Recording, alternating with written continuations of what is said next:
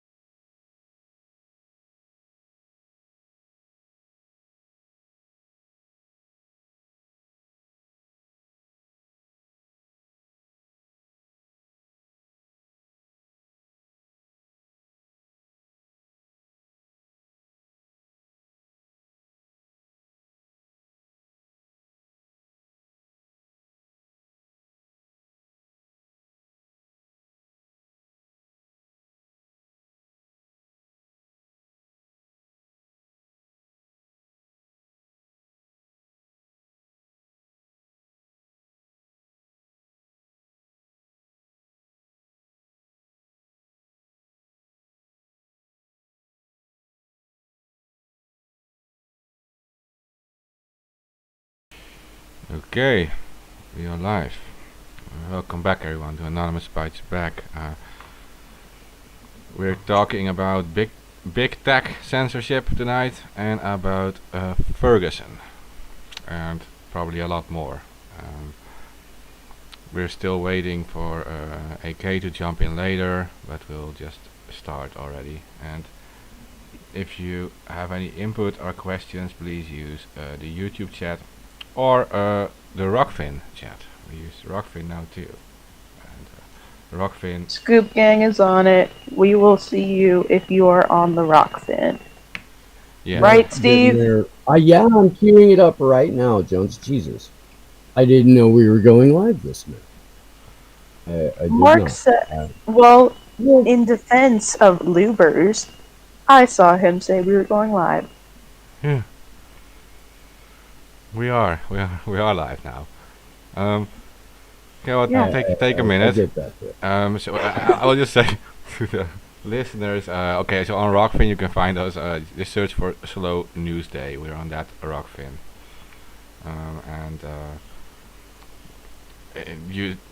If you're on Twitter, please help to share it around. And if you share, please use like a quote tweet. So if we get shadow banned later, the episodes will be completely gone from everywhere. Just share with a quote tweet and thank you. Yeah, y'all know Twitter be pegging us. They don't like this. They don't like these streams. They didn't like our podcast with David McBride. Right? Yeah. Yeah. But we did, and y'all did. So, jokes on those fucks. Okay, we are live on the Rockfin. Okay. So both the YouTube and the Yay. Rockfin have a chat, and if you ask questions there or whatever, or you have like input, we can actually mention it on air.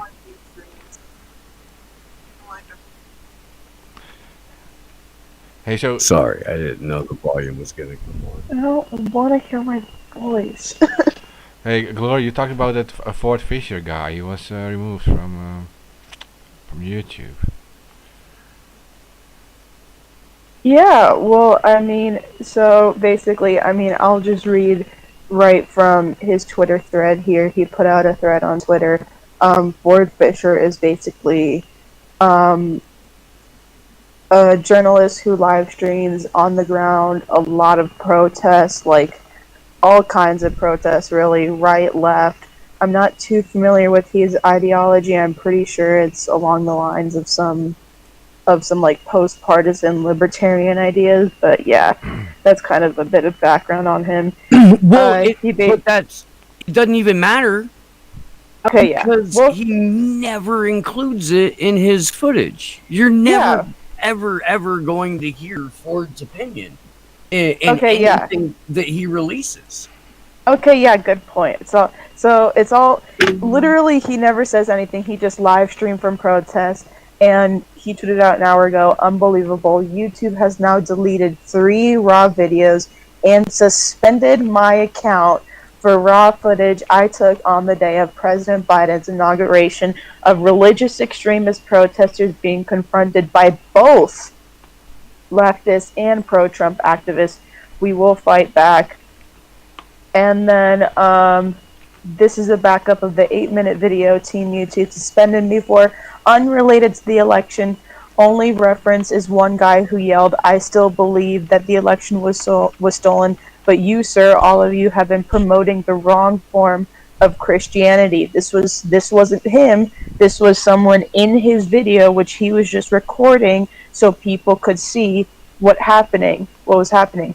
And the second video that YouTube took down was a speech he filmed at the December Million MAGA March, so not Million Mask March, unfortunately, but Million MAGA March. And the documentary footage he shot at that march was licensed by BBC, had a story about it in Rolling Stone, and was used in the impeachment hearing itself. And then the third video they removed was a documentary video of an anti-lockdown rally. And then he licensed it with Now This Is News.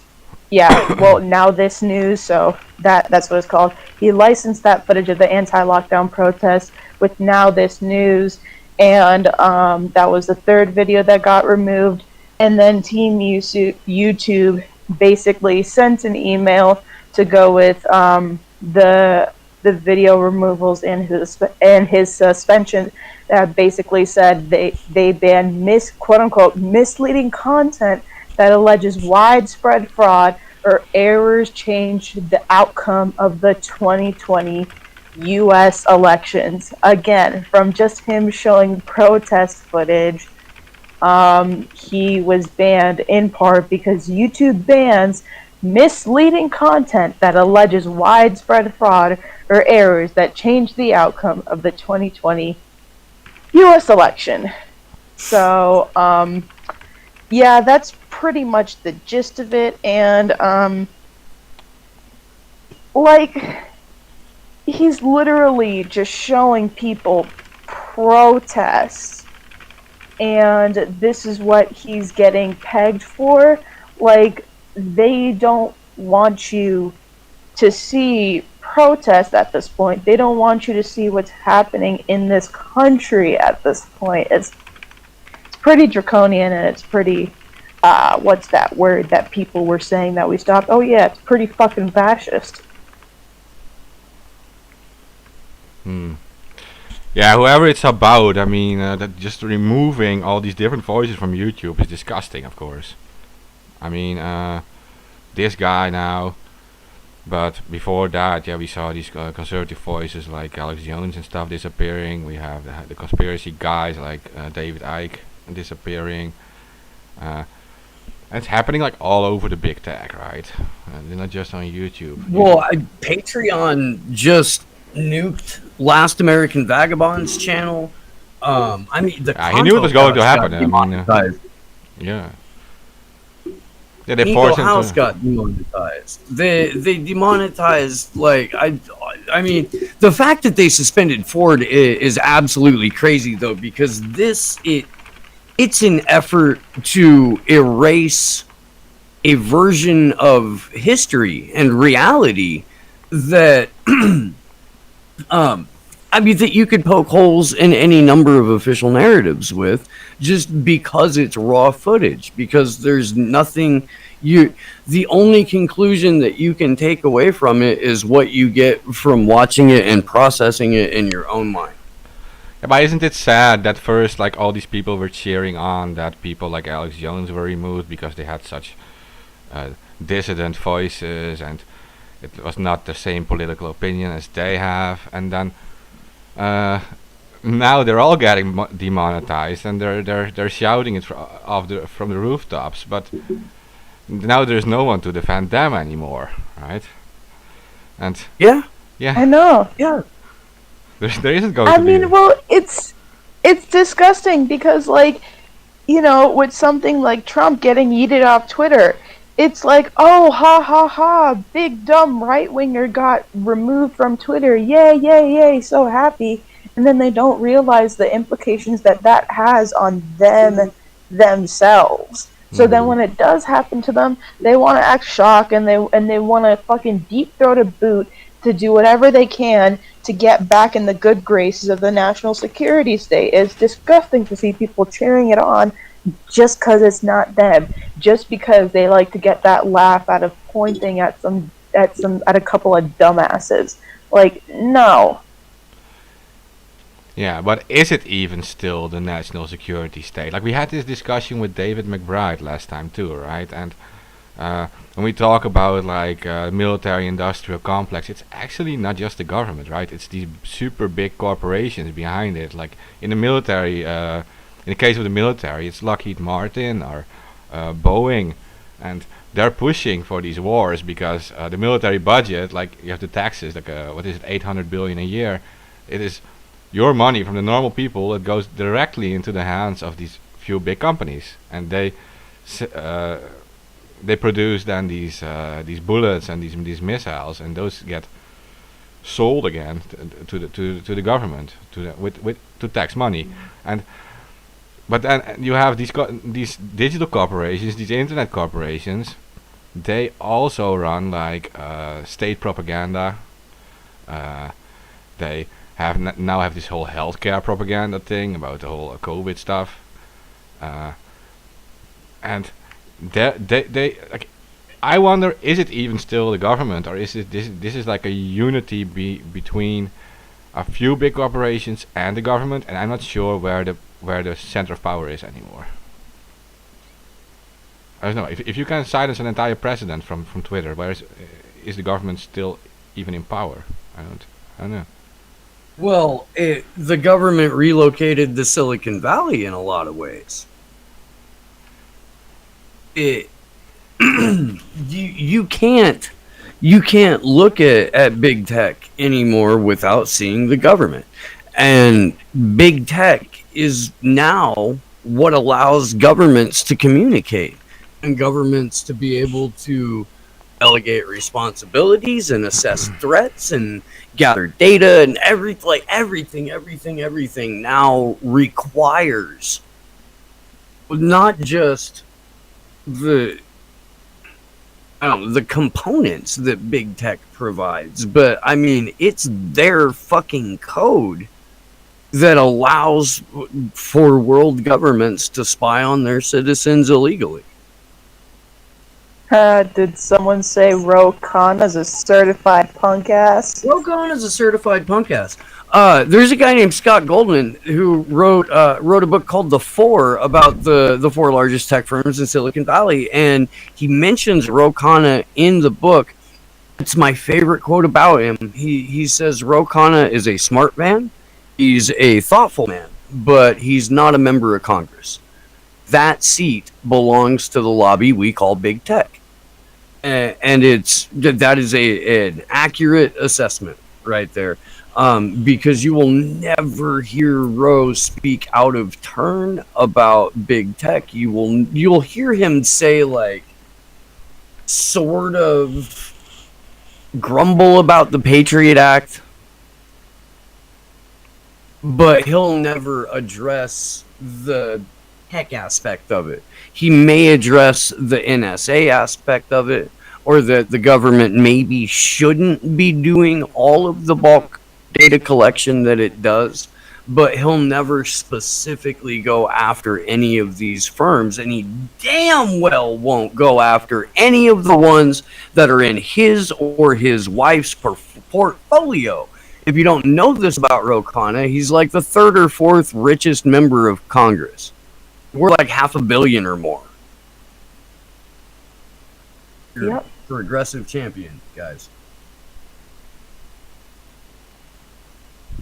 But he'll fight for $15 minimum wage. By 2025 and no less.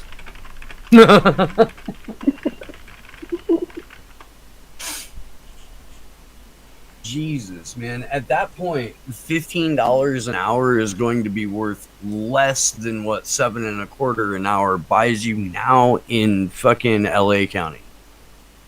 Yep. Pretty much. I just. Y'all gonna have to get on some barter system shit or some fucking Bitcoin or something, man. I don't know. Both. Column A and column B.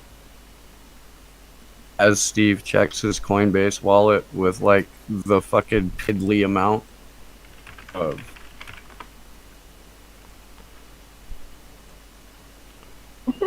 Chat is super Bitcoin. active. That's it. which chat?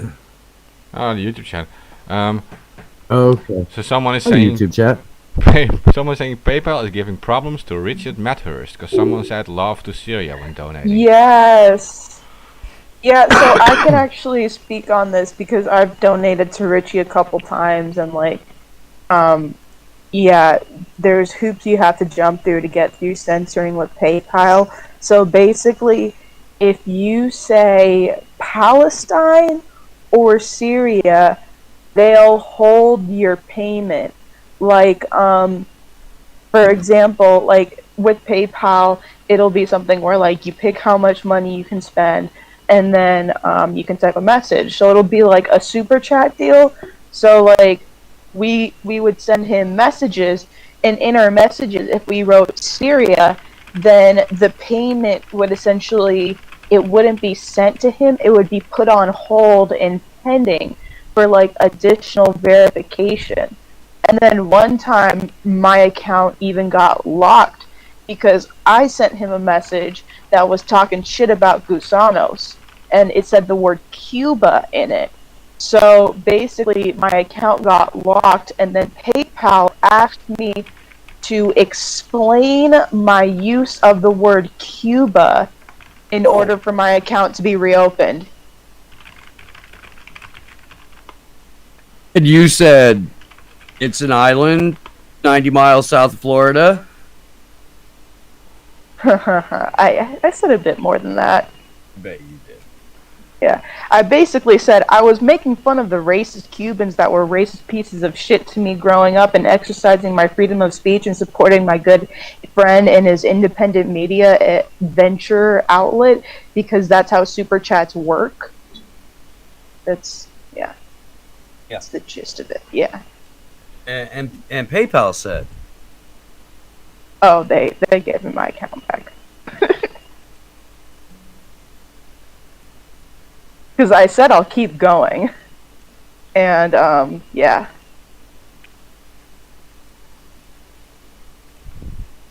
That's how that story ended. But, I mean, it's insane. Like, you have to censor yourself if you want to send money to your friends. It's fucking gross. Hey, so that Richard Madhurst, what is your experience with that guy? Oh, I just watch his show. And then sometimes I would send him super chats through PayPal. And I'm good friends with a couple of people in his chat. So, yeah. Okay. Oh, he just yeah. Now I'm just asking because he so quickly arrived in the scene, and he went popular super fast. It always interests me. Mm-hmm.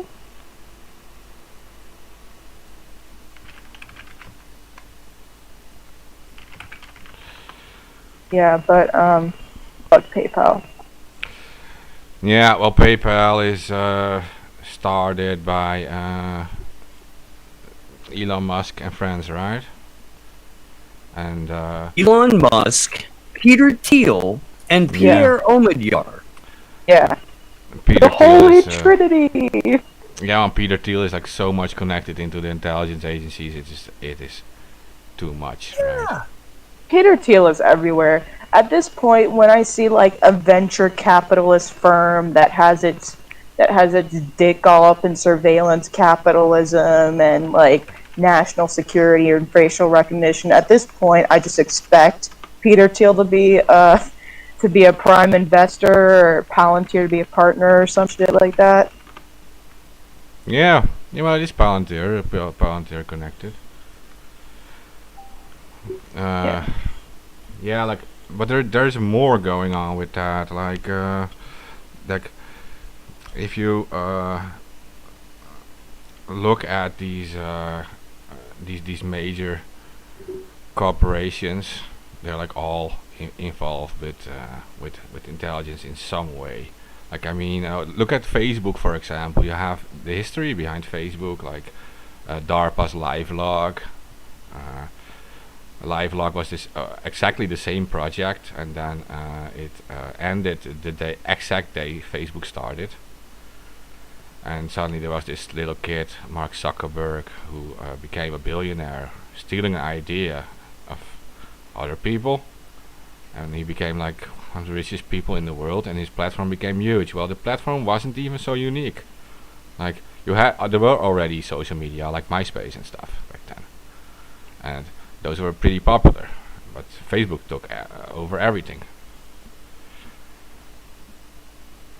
So yeah, It really did, and I mean, but at that point, like, it was hard to be on MySpace.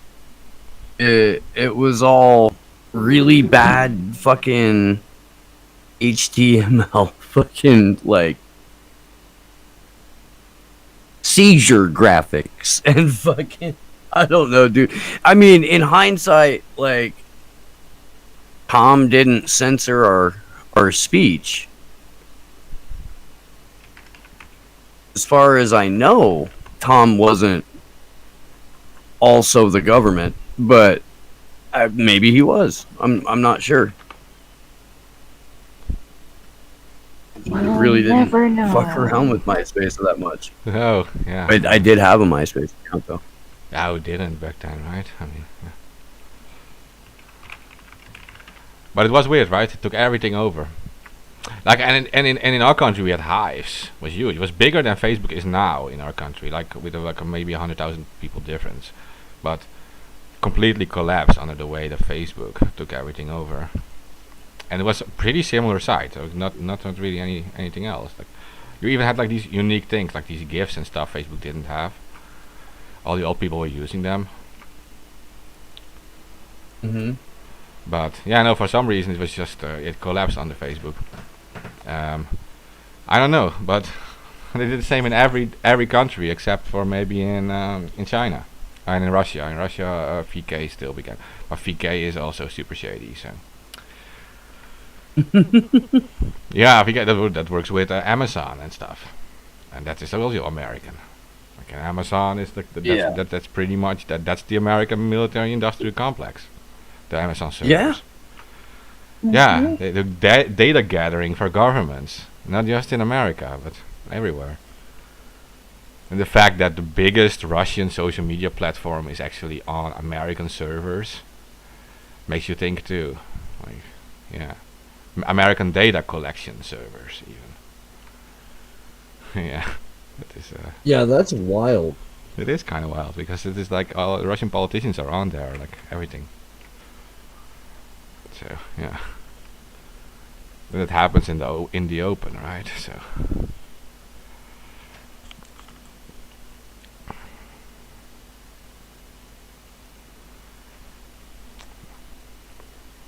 and, Yep. And what was the other thing about the Ferguson situation, right? Oh yeah, so basically, the founder of a Ferguson organizing group called Vanguard TNT, which basically the co-founder of that organization, along with Mike Brown's father, they tweeted out a video and put out a press release which basically demanded that basically asked for about $20 million of the $90 million that Black Lives Matter, the national organization, made. And I can read a bit from their press release here.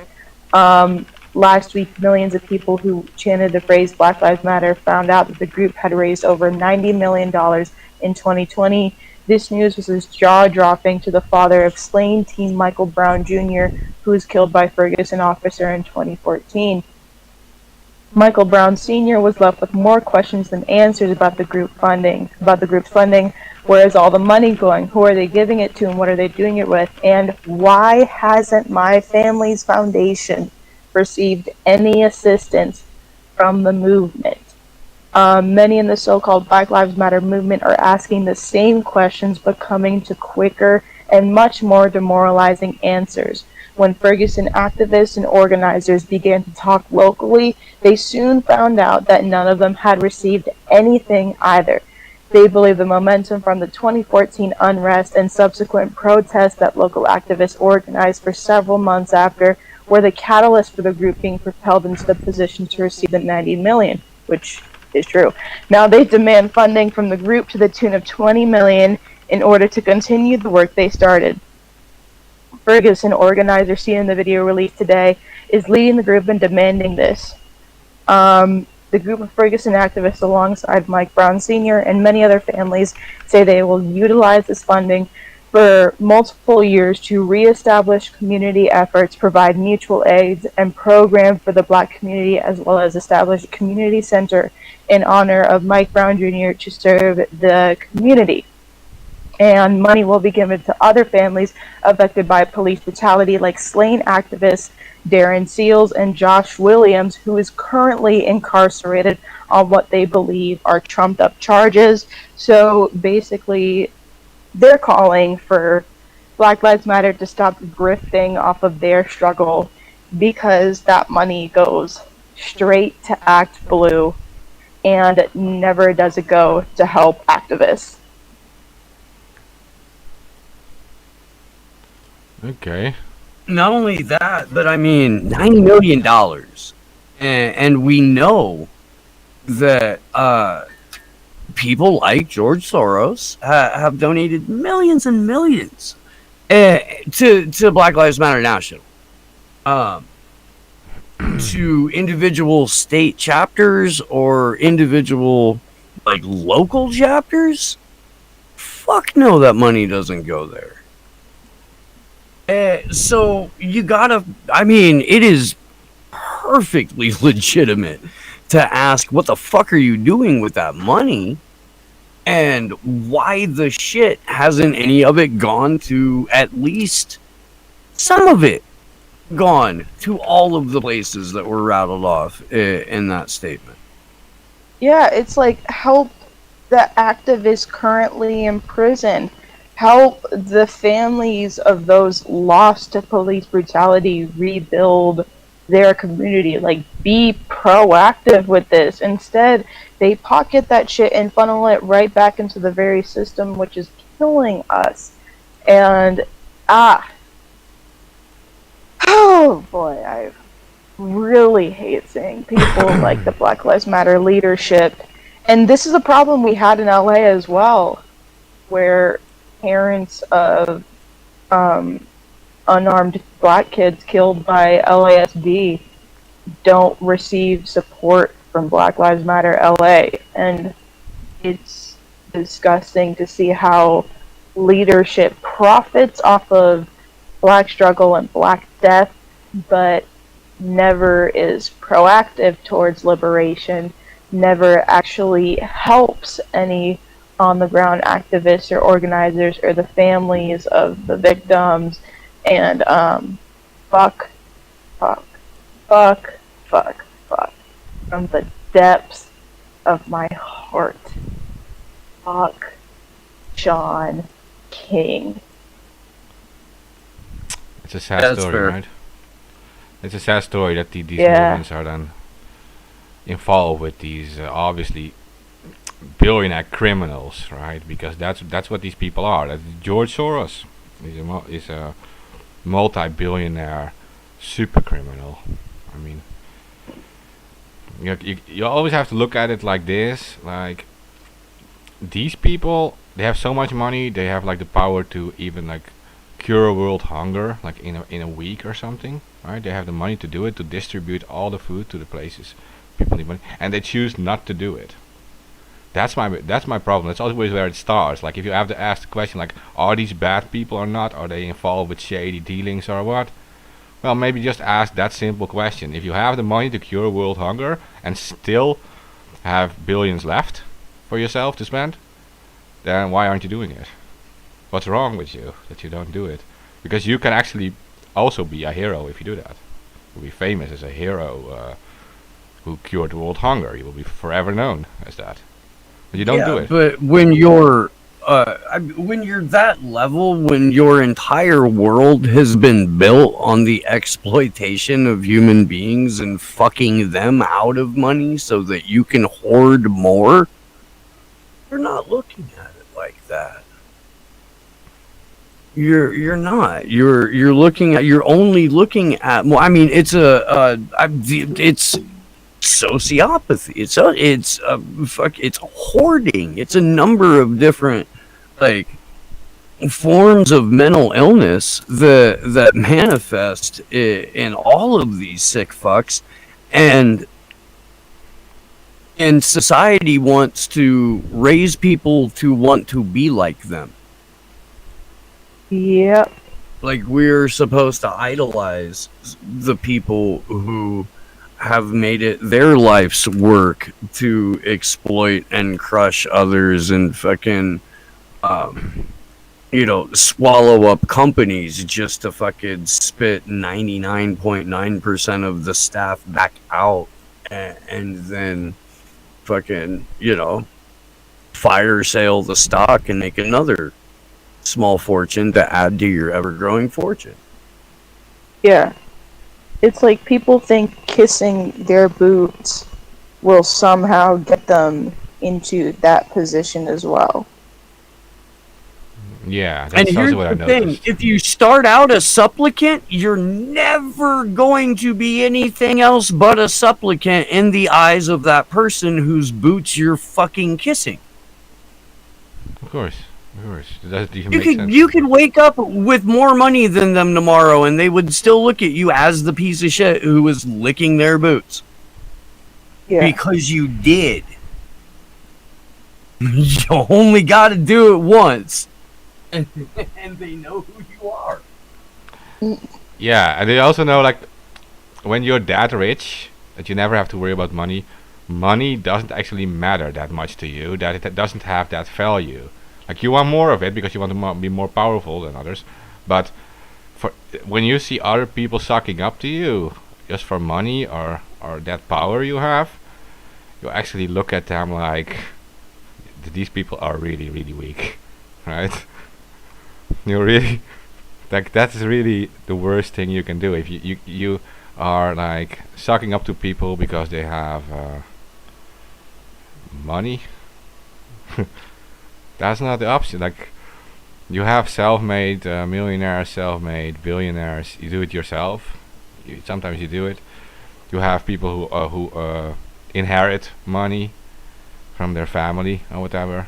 It stays in their family. But sucking up to these people is never an option. I was sucking up to celebrities to become famous. I mean, it's kind of disgusting to me, to be honest. Yeah. Yeah. It shows absolutely zero, like, self-respect.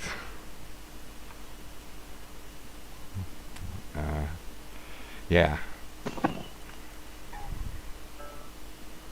Okay, let's look at the questions in the fucking chat. How realistic is it to imagine an off-big data, or at least off-tag surveillance grid, where we can all connect up without being hassled for not having COVID-limited speech? Says Jan Vloed.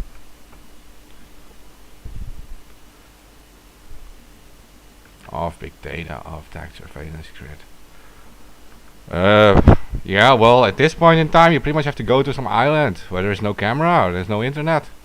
Like, everything is connected now, right? And that goes into Yeah, and we're now dealing with the whole new 5G thing, where everything is going to be connected. Like humans are going to be connected.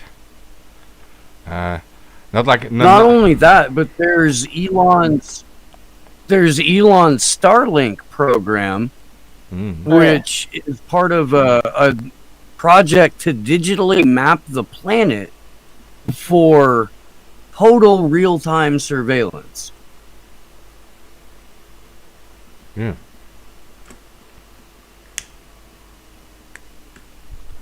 Yeah, he is upgrading his network of Like, satellites if, with huge numbers.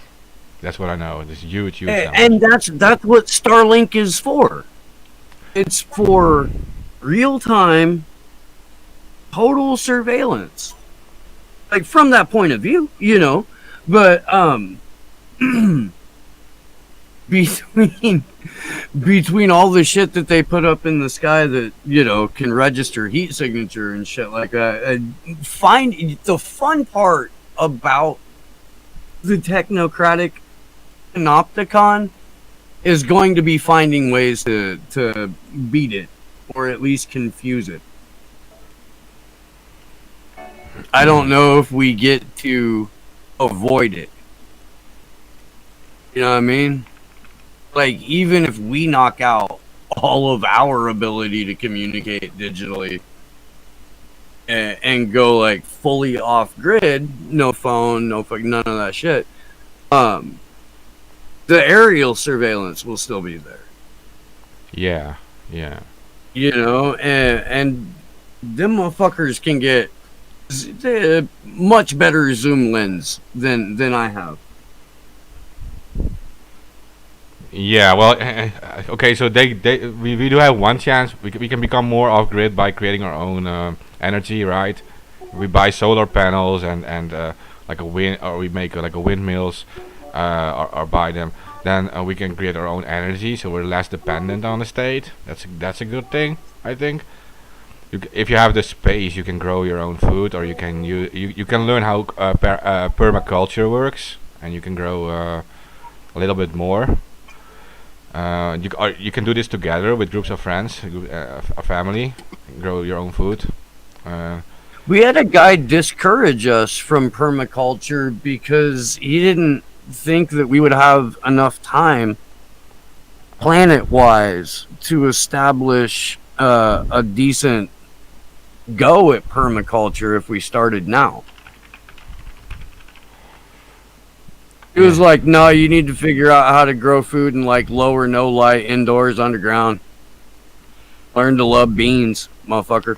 Yeah, LED lighting is not that expensive, and it doesn't use much electricity. If you have like your own solar panels and stuff, you can actually do that. You can grow your own food pretty much indoors. Yeah, like some people grow weed indoors. You can grow food indoors too. Yeah.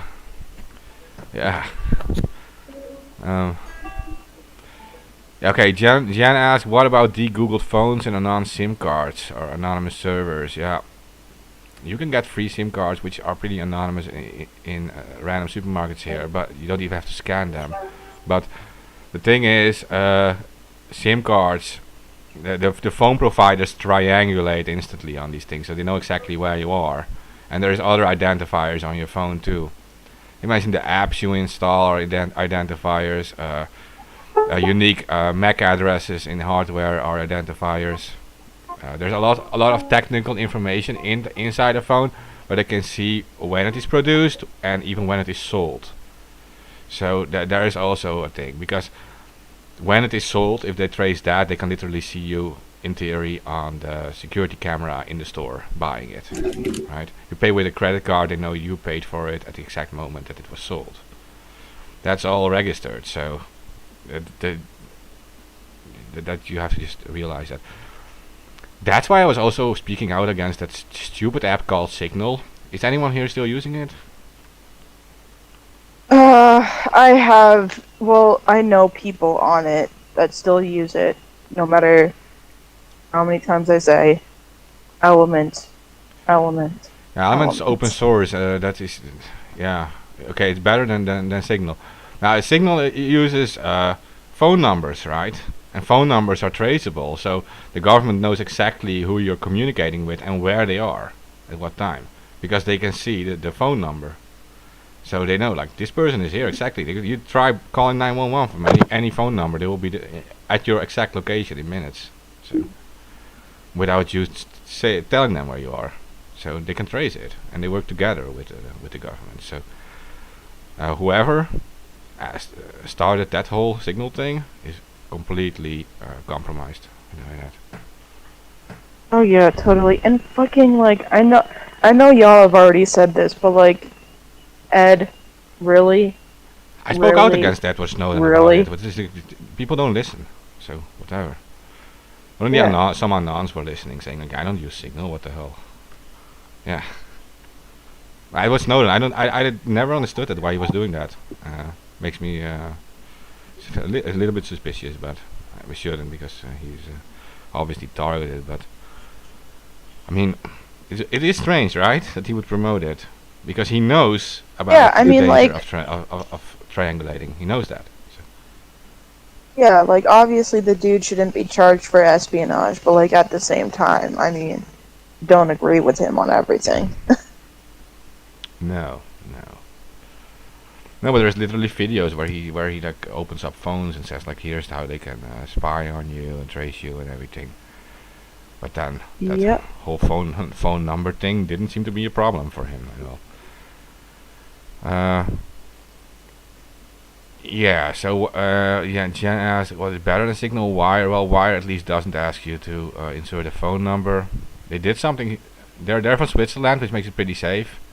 They did do something shady, and that was that they now use also like the United States for a metadata storage, which is, that doesn't mean they're not storing the messages, but they're storing actual metadata, meaning that is like the time when a message is sent to someone, what user to what user and stuff. So that is a little shady, but yeah. Yeah, anything that's stored in the US is not safe, because there's the Patriot Act and all the results of the Patriot Act and everything that goes hand in hand with that. They have control over all the data. So. Yeah, George advertising Element. Yeah, Element is better. Yeah, it's open source. Yeah. Base God, Tech Ninja, what's up? Yeah, we're happy with Element. At least so far. Element. Yeah. Yeah. I like Element. And our Tech Ninja recommended it, so it comes with good backup.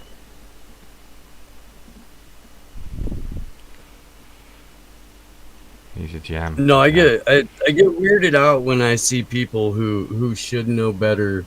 Like, I have Signal, but I never fucking use it. And when somebody gets a hold of me on Signal now, I just give them a link to Element.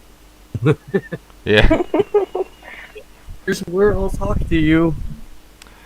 That's actually what I did to Juan. Yeah, that's what I did to Juan. Exactly. To Juan Pasarelli. Yeah, he said ambient signal. I said, no, I'm not ambient signal. Ambient wire or whatever. Yeah. I love you, Juan Pasarelli. I love you. You guy's awesome. Yeah, he is. But Love you, Juan. You're dope. But yeah, I've had a talk or two with him about Signal. He's like, I know, but everybody's on there. It's like, nah, everybody's on there because fucking Ed recommended it. yeah. Mm-hmm. At some point everyone was on WhatsApp. Like, what the hell? For fuck's sake. I was God, telling what's people that? the whole time. You're doing the same thing as this is organizing on Facebook. This is a Zuckerberg platform. You are having all of your conversations in an FBI field office. Why would you do that? Yeah. Same with Slack. If you communicate on WhatsApp. Oh my god. But also you have to adapt, right?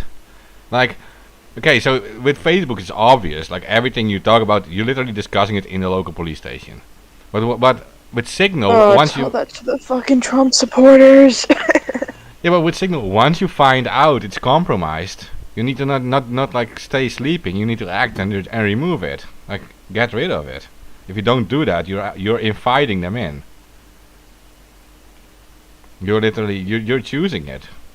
Like, this is what people have to understand. Like, nothing is forever in this internet world anymore. It's 2021, and when an app becomes a threat, it's either going to be compromised, or they're going to heavily like attack it. Like look at Tor, for example. They tried to compromise it, and when they failed at it, they started attacking the people behind it. And still, they used certain methods to de-anonymize people on Tor, but for now it still survives. But look at the people behind it, Applebaum and stuff. They got attacked so hard. Yeah. Yeah, they got called rapists and everything. Like these guys is a nice guy, he's a little bit geeky coder, and he's not a rapist and everything. That is like they used everything against these people to like put them out of the running. And again, for trying to communicate without their governments or a corporation being able to see what they were doing and advocating encryption. That was like, that's what I just fucking. Jacob Applebaum's the guy who came up with one of my favorite fucking lines ever, and that's no amount of coercive force can solve a math problem. And that's what made them so fucking mad about encryption. And also so happy about it too, because it's not like the government doesn't use encryption. They just want it for them, and they want to be able to spy on us. And we happen to think that the dynamic should work in the opposite direction, that privacy should belong to those without power, and transparency should be not just demanded or mandated, but made to happen regardless. Transparency for the powerful. Yeah. So someone is saying Assange is a publisher, stole data and passed it to a foreign government. Governments do exist. The Assange case has no relation to Edward Snowden. Don't mix them up. Huh? Yeah, that's what he says.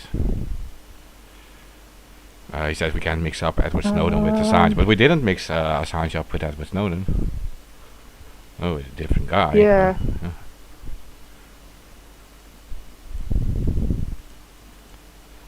Okay, well, Josh seemed to agree. I said that Signal thing that Snowden did is shady, and that every tech will agree with that after what we know now. And at least our main tech, Josh, agrees. Yeah. That's base.tech ninja speaking. In Josh we trust. Yes, sir. That's awesome. Ooh, he's yelling at me. Okay. I'm being yelled at. So every time that I'm live on the air, but there's at least a couple of people that talk at me. Oh, I do it on purpose to distract you. Yeah, I have those too. I love my friends. I do. I do.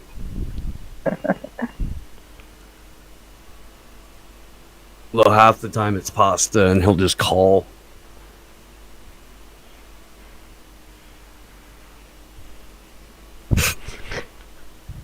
Where's AK? Did he fall asleep or something?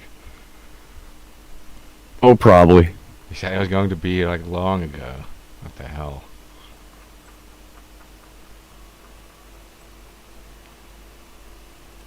Let me see. Oh yeah, I'm looking at the server now. Oh yeah, yeah, about that PayPal thing. Yeah, I don't trust PayPal. I sent money to someone, and instantly her PayPal was locked. Instantly, had to go to an entire huge screening or whatever. So I don't know. They actively like watch transfers and everything, and actively they can just a normal bank doesn't just do that. Like limit your entire account if you send someone money or something, or limit the entire account of the person who receives it. Like because that's even weirder. Like your account gets limited or something if you receive money. So that means that to troll people, you can just randomly send money to people and they all get their account limited. You can always like reverse payments later or whatever, but you can just randomly like have their accounts limited to just fuck them over for days. It's such a weakness.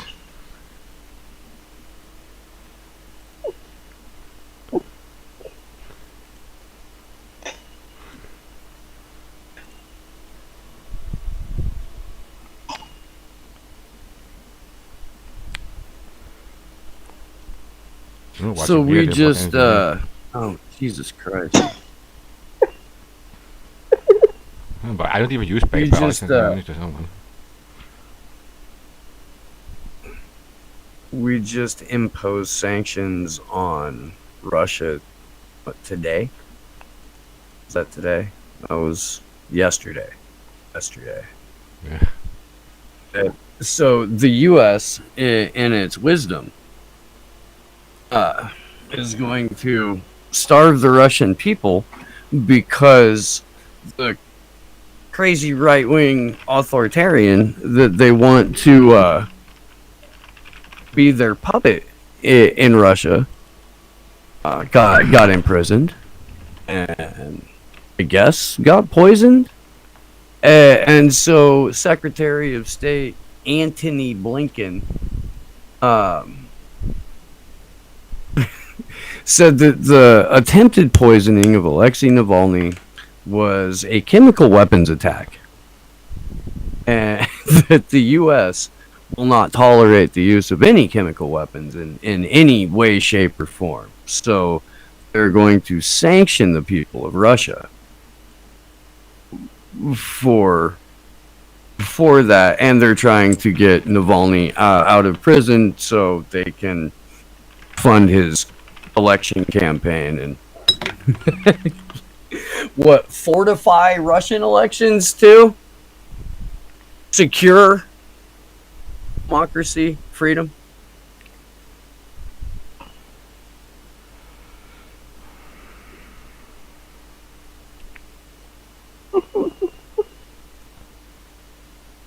You know I'm totally ignoring my phone, right, Jones?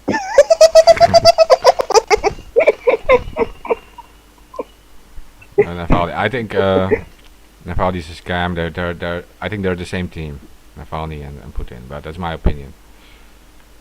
No proof for it. Oh yeah. He's controlled opposition, right? He's pretending to be opposition, but I don't think there is any opposition in Russia anymore. Kind of like how you're dealing in the USA with two political parties, and in the end they all follow the same strategy. Like Trump sells weapons to Israel, whatever, and then Biden starts bombing Syria with it, together with the Israelis. So yeah, it's the same shit. They always follow the same strategy, and the fact that like under Trump, not like international wars really happened. International arms sales happened, and the weapons are being used now. So what's the difference?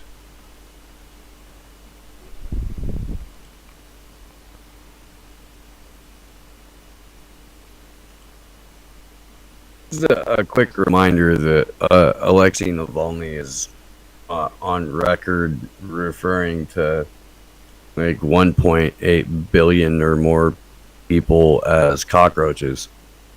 Yeah. Fucking,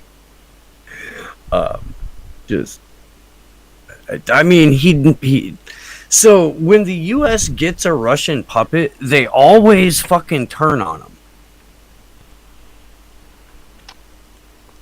Yeah, so that's the and other I don't possibility. know. I don't know if they even need Naval. Like Navalny has some of the same like financial friends and interests as the Russian banks that are working with the WEF right now. Yeah. And at the same time, so does Putin. Like they're all fucking. It's which shitbird oligarch do you want to be? And for the U.S., the shitbird oligarch that's most advantageous currently is the one that isn't Vladimir Putin. We're fine with him 20 years ago, but that was 20 years ago. They loved him in the 80s and 90s.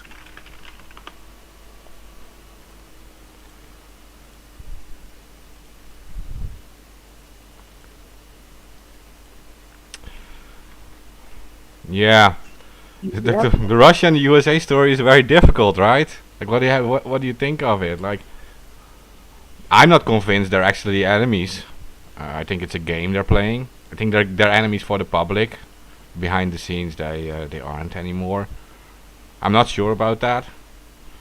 I feel like it might be half and half, kinda, just because at one point it is profitable for the military-industrial complex to ramp up aggression against Russia, and there are like genuine sociopaths within the national security community that want to promote something like winning the competition between Russia and US and China.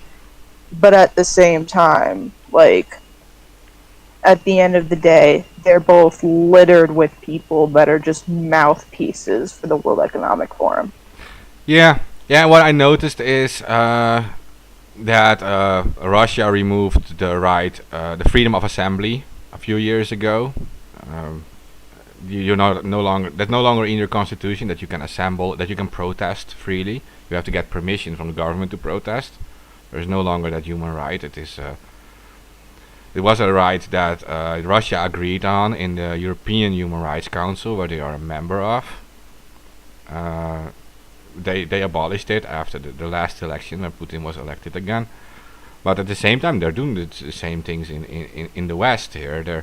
But here they put it under the COVID banner, health risks, that you can no longer assemble, you can no longer stand close to each other because you're forming a health risk.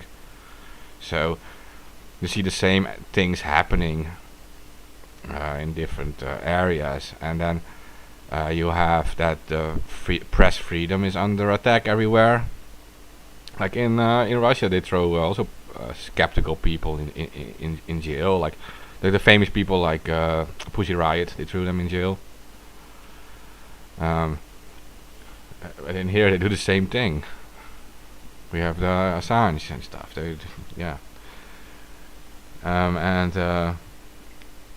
Yeah, well, to me, like already during the Cold War, you have Russia and the United States with like an endless standoff against each other, but never really striking each other. And all we saw like was a huge military buildup and a reduction of human rights. And it is like that both sides actually needed an enemy to do that, to like build up their armies and create all this technological advancement, actually go to the moon and stuff, go into space. And without that enemy, like you had the Americans needed enemy, the Russian enemy, and the Russians needed the American enemy, and they were both able to go into space for the first time, because there was a justification for this creation of missiles and ICBMs, that is nuclear missiles that can fly around the world, right? But also into space. So yeah, there's always a question like, is it all real or not? I know that I can give one example. Like when we have the Americans putting weapons in Poland against Russia, so to speak, at the Russian border to intimidate Russia. Like they put like these huge missile installations in Poland, and then they scare Russia, right? But at the same time, the Europeans Germany makes the biggest gas pipeline deal with Russia ever, like Nord Stream 2. And all the gas from Russia flows into Germany. And that is the same European Union. So, yeah. It's like, what goes on, right?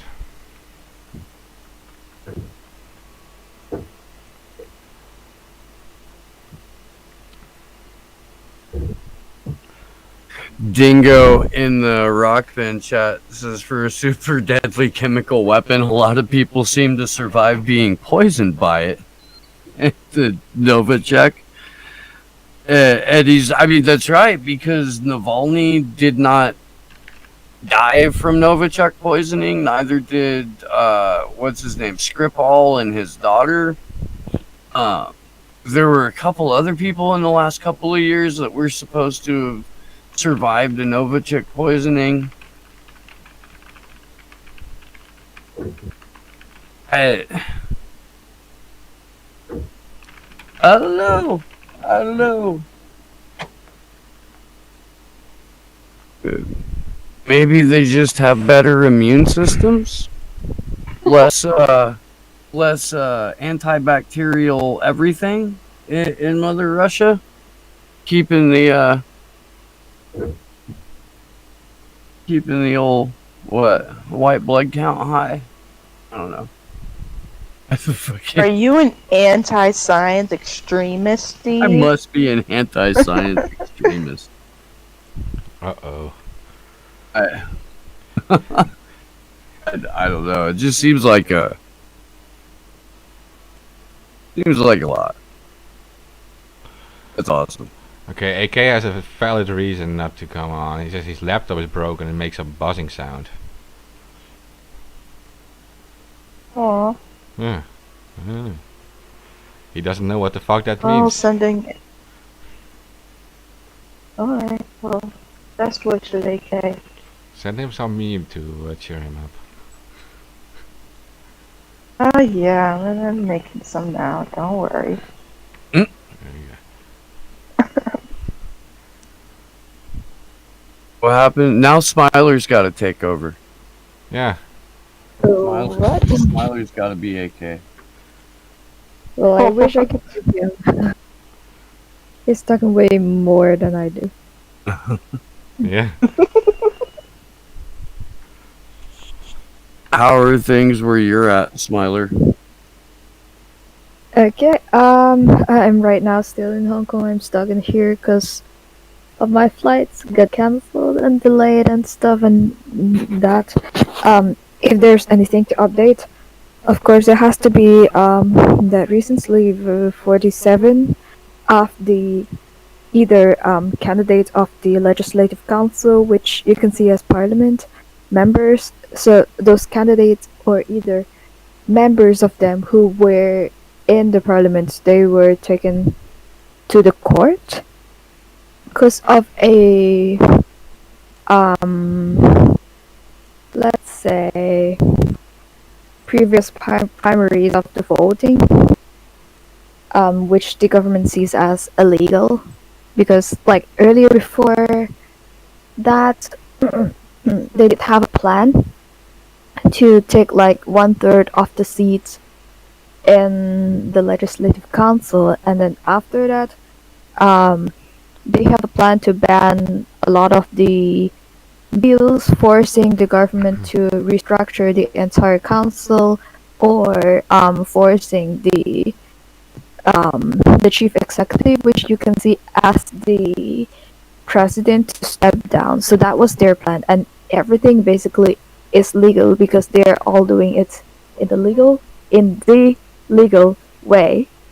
However, this entire procedure was seen as illegal by the government because they claim that these people have the will to plan a coup or something. Though I would just say, it's just a change in the power that is at the council. So that makes sense to me. And for that, now they're taken into the court. And there, it's already the fourth day of the trial, which among these 3 days, they didn't stop that much often. So I think the first night they did continue the trial until like 3, 4 a.m., something like that. And then they also did not allow the 47 people in court to take turn to wash or eat. Like until today, I think they didn't have any time for them to change their clothes or go to the shower. Yeah, and then they for a period of time for like 9 hours they were not allowed to eat anything in court. Those things. Yeah, and a lot of us don't see it as likely that they would be deemed as what do you call it? Innocent. Yes. Yeah. Finally, they probably would go to jail for that. Just a lot of things that doesn't make sense, and it's really sad to see them there, and we can't do anything.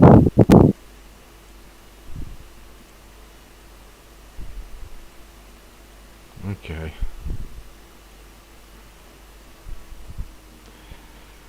And also, like, it's not just those people.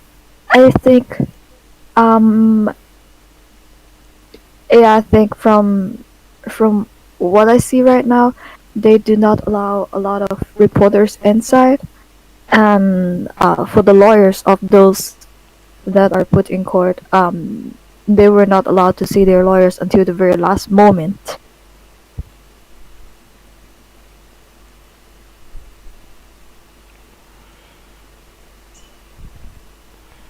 That's nuts. Shit. Yeah, I always feel like those things that you see with Julian's trial.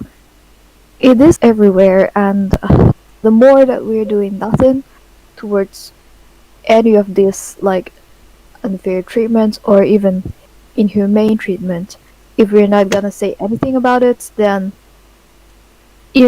people in other places would just look at it and be like, oh, okay, so it is allowed in that country, so it won't be a problem if we do that.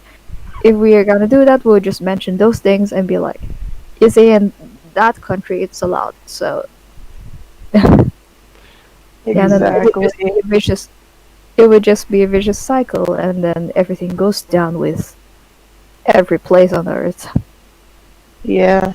The Julian Assange case is gonna be like the ultimate gotcha for like other despots and authoritarian leaders and authoritarian governments everywhere, because the moment that the US or any country in the West tries to say anything, it's going to be like, oh, well, what about Julian Assange then, huh? It's already Like- happened with what Yeah, the with that Azeri leader, I forgot his name, the president of Azerbaijan. Like, Mhm. he was being interviewed by a British journalist about, the lack of human rights there, and he basically said, well, what about Julian Assange? And fucking schooled the damn BBC reporter on it. Yeah, he's like, you can't talk to me about human rights when you are torturing a journalist in your prisons right now. Fucking, and the lady's like, just, I awestruck, and jaw hanging wide open, entirely unable of having any sort of legitimate response to that. So she tries to dance around it, and homeboy comes right back at her. He's like, no. I know, bro. Fucking gave her ass the smoke. And it's like, if I'm a fucking authoritarian strongman, I'm licking my fucking chops over this case. Like, oh, so I can get the West on this every time they try to push back on it? Okay, shit. And, like, that's what's happening. And then, I mean, then it's a bunch of finger pointing by people in suits, and everybody's talking about how horrible everybody's governments are, while nothing is being done about that. And the whole time, it's regular, everyday people who are suffering because of it, and people who are trying to get out truth that are suffering because of it, and everyone connected to them. And sooner or later, we do have to realize that there are more of us than there are of them. This story is fucking just great. Smiler, we have not talked about this yet. I'm glad you put it in the thing. Mm-hmm. I Did tell you see it on the people all news? time.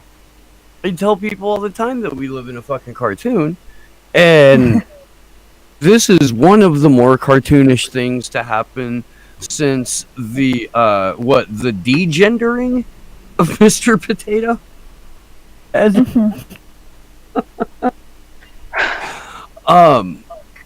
This is I ridiculous. I just felt really amazing to hear that they. Oh, for fuck's sake! I just saw that thing that you put in the chat, Smiler. Oh my Yeah. god. Yeah, so Dr. you guys, I'm Seuss sorry, books- we're not sharing. This is about Dr. Seuss being canceled. For racist images. Yes, on 6 of his books, even though he got way more books that were published since the 1937. Yeah.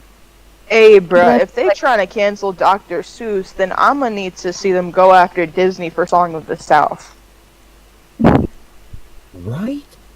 But I mean, they're totally not regarding the fact that it was written and like illustrated in the times that not everyone knows so much about the world. So I think it makes sense for them to have some kind of stereotypical sense to how people look like, or to identify people with some kind of features. I don't feel like it is really racist. What do you guys think? Well, I mean, there was a lot of imagery from that time that was, like, just generally racist in the fact that it just hyper emphasized so many features and did it in a very derogatory fashion. But I mean, like, but it's something that, like, we need to see because, like, that's our history. Yes, you very can't- true. Yeah. And I was also thinking, like, the intentions behind that might not be racist. Like, people that time just are used to depicting people with really different features, especially it's a children book. So if you're gonna depict them as entirely the same thing, then how are they supposed to tell? When I was a kid, when I used to look at pictures, I would be like, okay, so that's the girl with the green hair, and then that is the one with the red hair, and that's how I tell them apart. Like, I understand people here right now in 2021 might think that there is no point in telling people apart, but I don't know. I just can't agree with that. People are different. People are born different, and we just have to accept this fact and not make people all the same. Yeah. So, the paragraph out of this AP article, Dr. Seuss is adored by millions around the world for the positive values in many of his works, including environmentalism and tolerance, but criticism has grown in recent years over the way blacks, Asians, and others are drawn in some of his most beloved children's books, as well as in his earlier advertising and propaganda illustrations. So let's unpack that, y'all, if we could.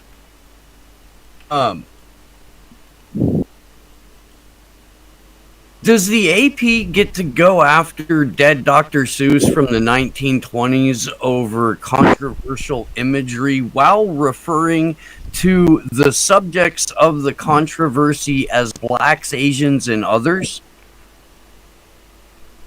I'm just trying to figure out how far You we're raised a going fair with point the there. absurdity. Like I'm genuinely curious, and then on top of that,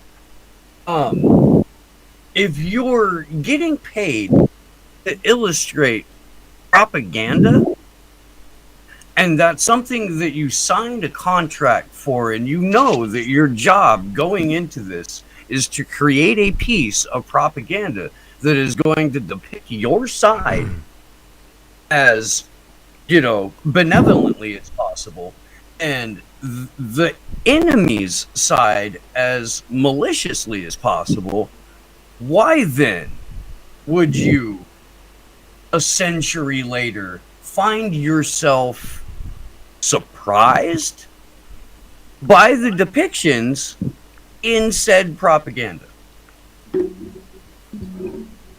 I open the floor to my esteemed colleagues and co-hosts.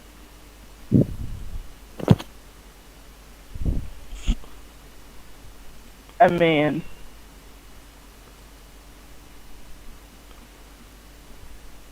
and I can't really add much to that. I think you raise all the good points within your question. Yeah, I also read a few pictures into the chat, so we could maybe talk about them.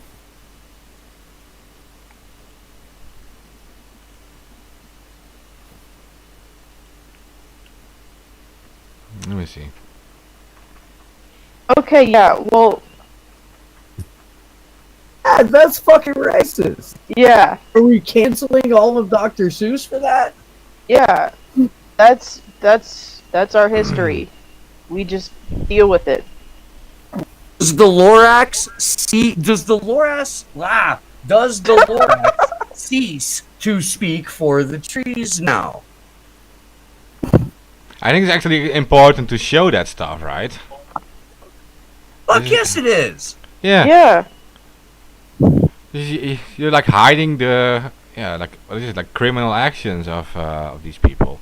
Why would you do that?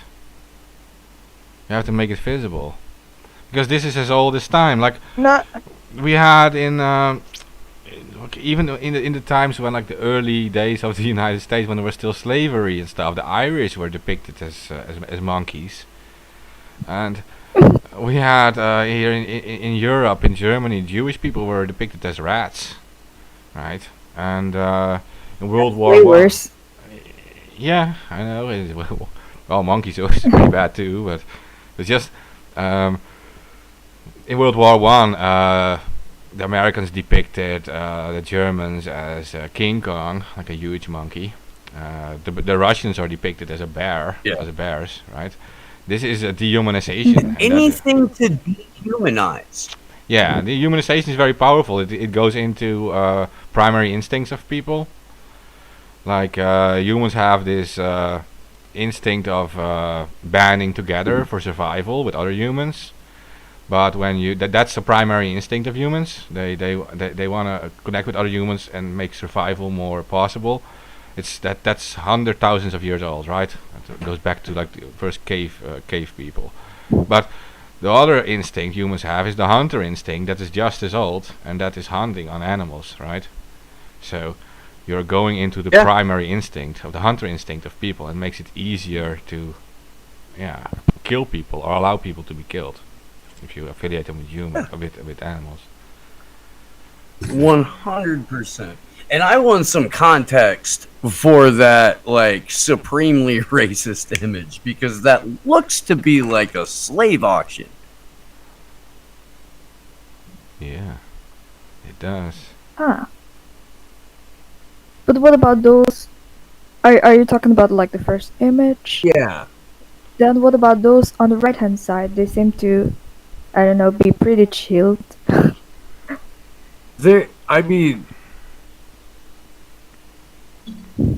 I'd be pissed if I was Asian. Yeah. Yeah, I mean, I'm pissed at Dr. Seuss for that first image, but I mean, like, Don't think he should be fucking canceled and erased from history completely over it. Right, Like, I don't think we should stop. I don't think we should stop reading kids Green Eggs and Ham. And I still love the Lorax as a story. Like, it's like Michael Jackson. You can appreciate his music outside of all the other shit he's done. I don't think he did that shit. I guess Mike was framed. I think so too. I mean, for the first I mean, image, yeah, outside of the controversy, because, yeah, I'm gonna But give yeah, him he was a enough weird more. fucking dude, and I feel bad for his kids. Yeah. Especially Bubble. I know, but, like, they don't care about us. Dirty Diana, those songs bang. Still.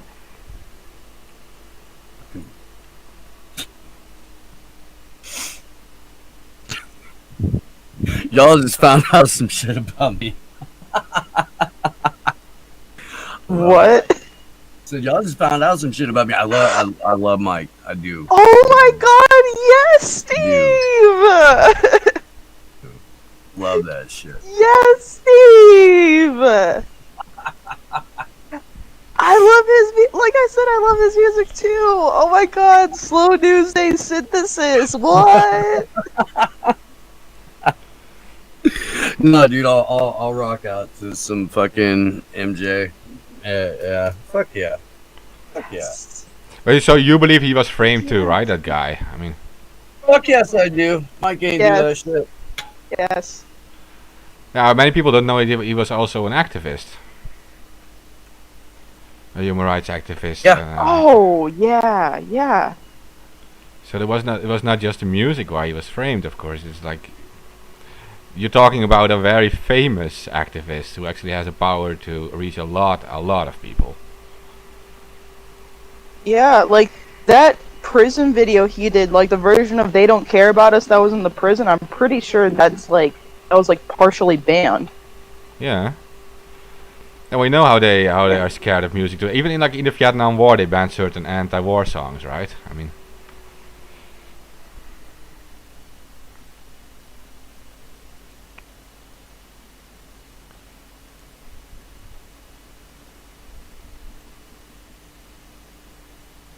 oh, just dropped the entire Discord out.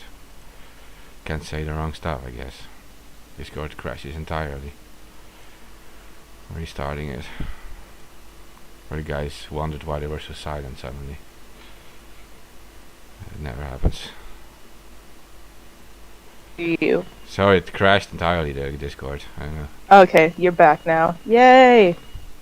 Sorry. Joe was saying, no.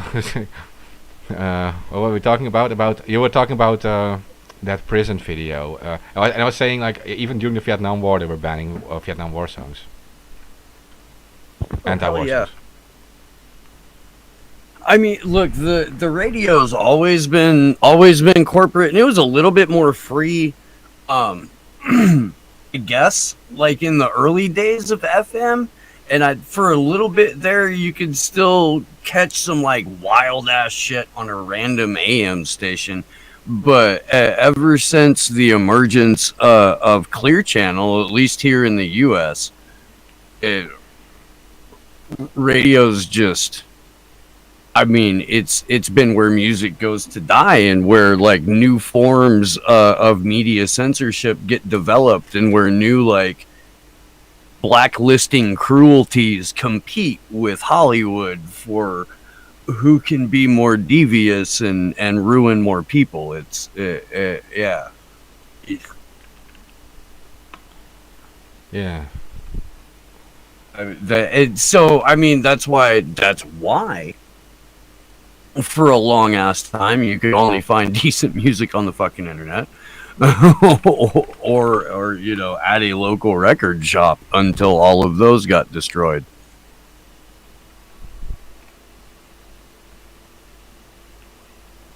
Now they're back for like kitsch reasons and fucking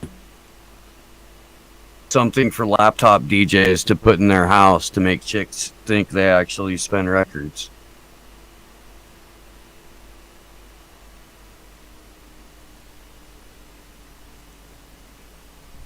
Bite me, laptop DJs. Oh, call out. Y'all hear that? It's not DJ. It's not spinning. It's playlisting. Oh. Heard me. You gonna let him talk to you like that, bruh? You gonna let him son you like that? Really? Really? Ooh, shit. But it's true. But it's true. That shit's playlisting. Damn. Yeah, the ABB is also on the Rockfins live there. You can see it. You can watch it there too if you want that.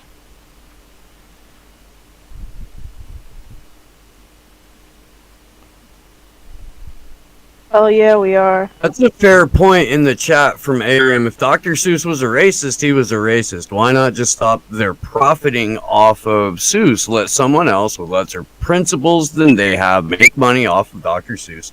Either they think he's racist or they don't. That one cannot discern his racism in one work or another seems irrelevant, because the thing is, they're not pulling all of Dr. Seuss's books. They're only pulling 6 out of the 850 billion that Dr. Seuss wrote. There are 6 images or books that are being removed. And I mean, that's a fantastic point, because they're still going to make money off of Dr. Seuss's name and his work. They're just for their own virtue signaling, really, are saying, no, we don't think it's safe for children to see this because it may be harmful for them. So we're not going to show them this, but here's one fish, two fish. And why is pointing out that that fish is red or that fish is blue, why is that not fish racist? I'm sure that's got a name, species, you know? I mean, if we're gonna talk about fish, then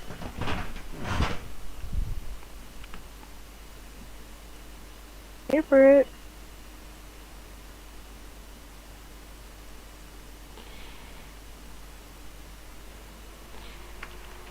I was actually reading something interesting in the YouTube chat. The guy was talking about the propaganda thing, right? So we're dealing with that, what we said about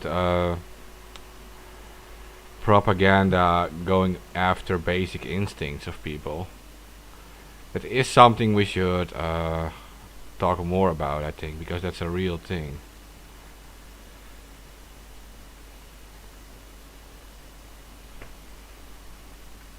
That's a real thing. Yeah, there's this person in the chat who says I'm not the real Mark Lowers, but I am the real one, and whoever is the other real one can come fight me on air. Oh, you hear that, other Mark Lewers? You gonna let him son you like that, bruh? What you gonna do about it? Bet you won't do shit, fake Ain't Mark gonna Lovers. do shit. Ain't gonna do shit because you ain't never been shit. Never been Hell shit. yeah, bruh. Boy, you get stunned out here. It's on. No, someone said if ABB is not showing. Someone says We have fun here. Someone says ABB is not showing up. Bluefish Lives Matter. You have to search for you. We're on the Slow News Day channel on Rockfin. You can find it there. I'll drop the link in the YouTube chat. I can do that because I have a blue wrench. Hold my power. Oh my god, they gave me a blue wrench. Aw, Bask in thanks, it, bitches. Mark. Bask in it. Yeah, yeah. Thanks, Mark. You all have God mode powers. Hey, look at my link powers. Beat you to it, Steve. What you gonna do? No, he was faster than you in my view. He was faster than you, 1 millisecond faster. Pretty much jumped on at the same time.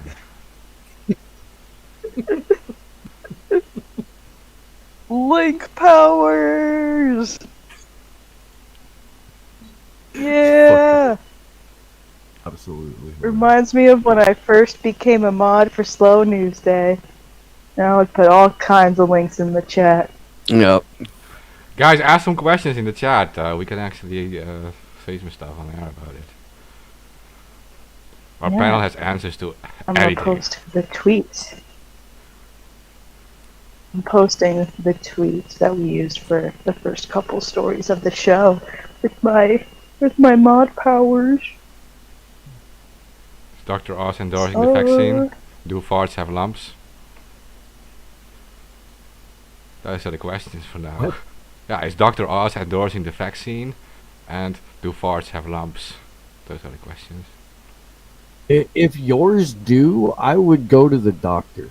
Yeah, definitely. Yeah, I don't know how they could have lumps. Right. Yeah, I would get that checked out.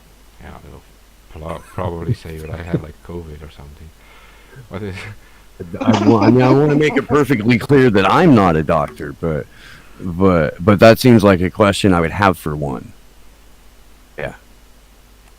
Oh, is Kyle Kalinske Tom Hartman's Padawan?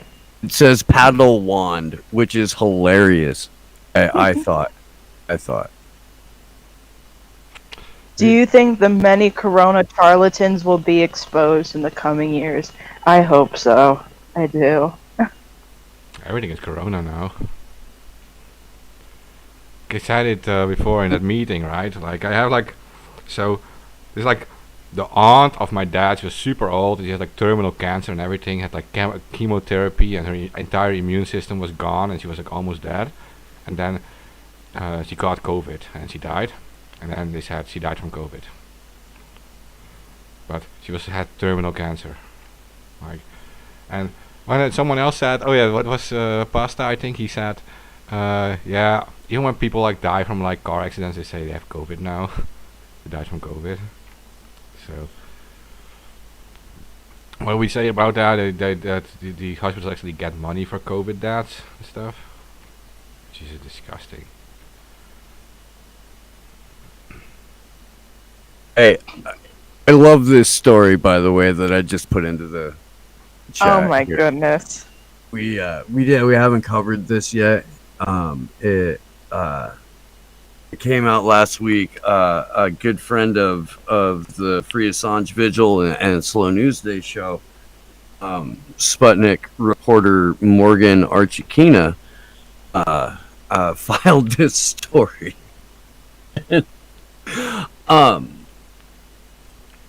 You know how like 10 minutes ago, it was mentioned that we live in a fucking cartoon. SpongeBob SquarePants faces 5 years in jail if the FEC finds the name is fake. Here's what's happening. A slew of fake and satirical candidates appeared in the 2016 U.S. elections, including candidates named These Nuts, Harambe, Queen Elsa Ice, and the FEC, the Federal Election Commission regulatory agency, clamped down, removing unverified names from its listing and threatening legal action for anybody who filed a fake name. So, love you, Morgan. Who lives in a pineapple and is about to be sued by the FEC? So filings with the FEC indicate that the would-be presidential candidate could soon face a lawsuit if their name is found to be fake. FEC records indicate that on February 21st, someone under the name of Nickelodeon's fictitious cartoon Sponge-filled filed paperwork to run for president of the United States on the Republican Party ticket. In itself, a television or film star running for political office in California is hardly newsworthy. However, it's probably a first for an animated character, especially since Bikini Bottom is not in the United States. It's too bad whoever's behind this didn't list SpongeBob's friend Patrick Star. Instead, he actually ran for president in a special 7 episode Nickelodeon event. So everything about the story seems weird because the person who filed the paperwork registered themselves as Perch Perkins, who's the field reporter for Bikini Bottom News in the TV show, and the address given is a Nickelodeon studio in Burbank. The principal campaign committee is listed as the Krusty Krab. Its address is actually that of a Direct TV's corporate office in El Segundo. So the FEC just legit was trying to find and sue SpongeBob SquarePants, so it sent a letter to the listed address, the Nickelodeon studio, and carries a substantial warning about knowingly and willfully making any materially false, fictitious, or fraudulent statement or representation to a federal government agency in seeking clarification about the true, correct, or complete candidate name and principal campaign committee name. So the letter's real, but it wants a response date of April Fool's Day, and that's the cherry on top.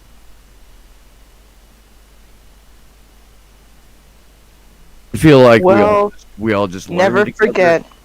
I just want to read this extra part too. These rules were drafted after the 2016 elections, in which more than 1,850 joke candidates appeared, some of whom garnered not insignificant results in polls, such as "These Nuts," who polled as high as 9% in some early presidential primaries. Yeah, These Nuts had 9% in South Carolina. I remember that. I do. I thought it was Georgia that had that. No, it's South Carolina because it's the third state that votes, or the fourth state that votes. Oh yeah. Bro, the best part about finding that out too was the dude was like saying this all. He was reporting this all in like a dead straight face. He was like, and polling at a staggering 9% is D's nuts.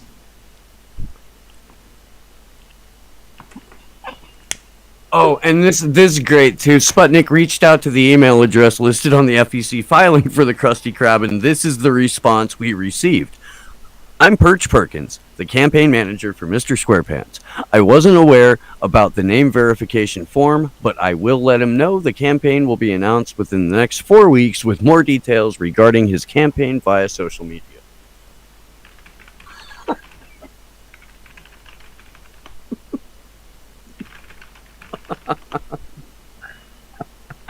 That's Oh, Jesus Christ, dude. To whomever is responsible for all of this, God bless you. bless you. Oh, that's beautiful. It is. And you know, like somebody at the FEC is legit pissed.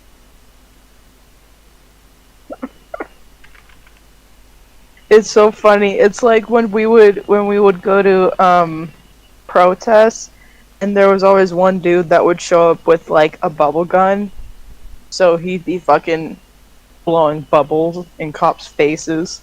And it looks so fucking stupid because they're getting mad over bubbles. Ah. Bro. Bubbles. Bring it around town. Oh my Elon god, Musk no one got that SpongeBob reference. Wow. Yet none of us are 20. You can still watch SpongeBob, okay? Like Hallmark episodes, like the pizza delivery episode, the fucking the pickles episode. That was my shit. The hash slinging slasher, the campfire song, CAMPFIRESONG. Like, oh my god! Or the first movie. Like, these are cornerstones of our culture. The first here. you said. Yeah, the first SpongeBob SquarePants movie. The ones after are like not good because like old SpongeBob is the best.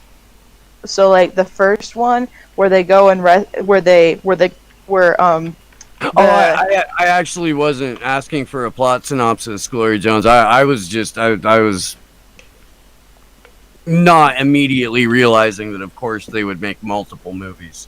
yeah, That and the character, other yeah. ones after the first one weren't as good. Like the it just didn't have the same impact as like when SpongeBob and Patrick are drying up and they decide that they're goofy goobers. It's so touching. God damn it! Stop being so old, guys.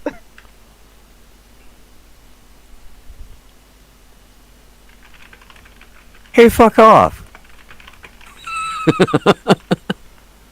Yeah, You first. kind of Just mean. kidding.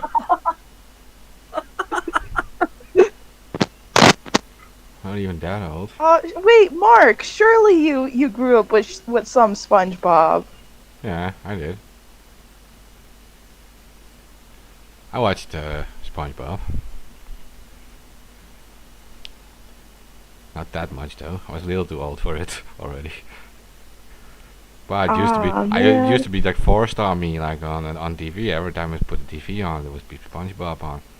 It's a European series, right? I mean, so for kids, they like Yeah. show it every fucking day, all day. So. Yeah. Yeah, no, I'm painfully aware of that. I mean, like, I have a kid who's about to be 15. It's been on in my house. I just, nah.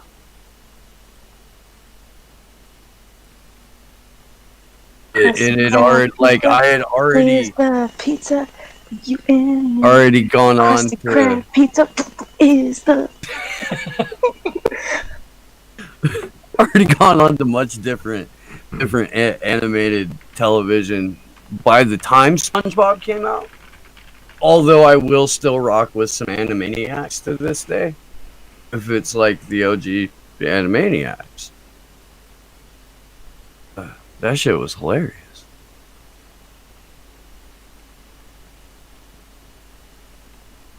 You all should watch Attack on Titan while we're talking about animated stuff.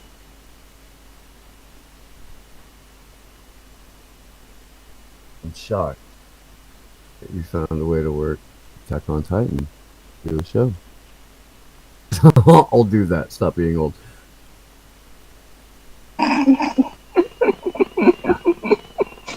I mean, look, dude, I'm doing my damnedest by not really growing up. Yeah. I'm really pissed about adulting.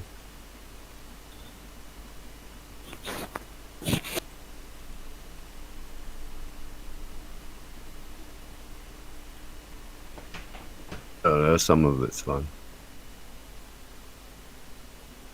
It's fun. I like being a child. And you know what? That was one of the lessons learned in the first SpongeBob SquarePants movie, where it's awesome to be a kid. Yeah, there's a whole music number at the end about it and everything, and he does like a guitar solo that like shoots out magic bolts that like frees people from Plankton's control. It's fucking dope. Oh.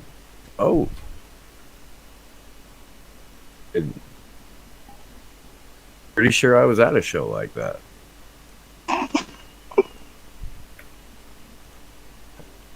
And it Not doesn't with help me. that I'm a marine science. It doesn't help that I'm a marine science nerd either.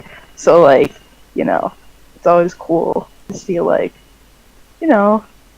some zooplankton being represented via plankton and, phytoplankton, how they gain their energy from photosynthesis, which is why plankton eats holographic images because it's light. So, yeah. Myler, in what ways has your life been touched by SpongeBob SquarePants?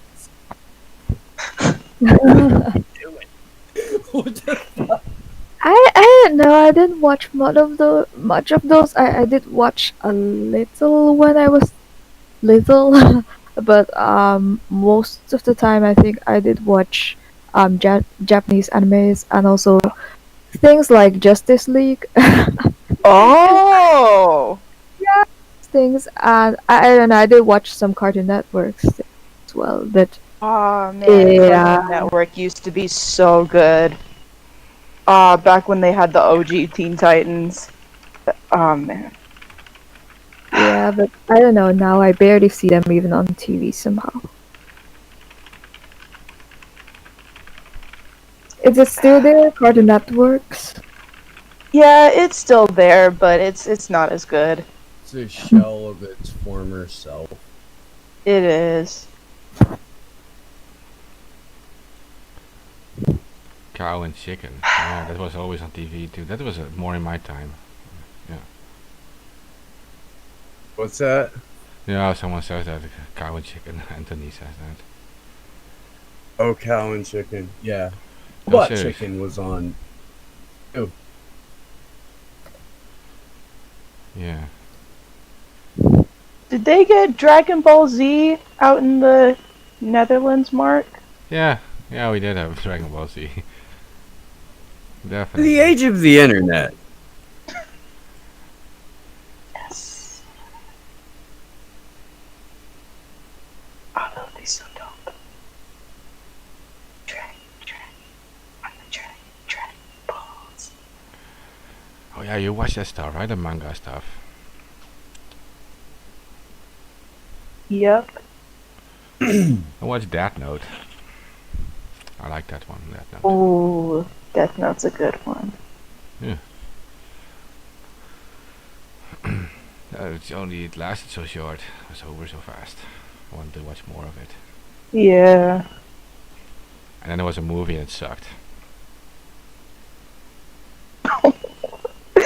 No, not live action remakes of animated series. Yeah, it sucked so bad. Always terrible. What do you guys know about Ukraine and Donbass? Ukraine and what? Donbass? No. Barely anything. So, a 7-year war on the Donbass region. Most people could not be forgiven for this. Is Eva Bartlett, who's incredible independent journalist, been on the vigil a couple of times. Subject of a number of different hit pieces and smear campaigns for her work on Israeli war crimes and exposing the white helmets. A number of other getting dragged for telling the truth. But most people could not be, or most people could be forgiven for not being aware of events in Ukraine's breakaway republics of Donetsk and Lugansk. I'm probably murdering that. In the Donbass region, with corporate media either not touching the matter or doing so with glasses tinted heavily by the Ukrainian government.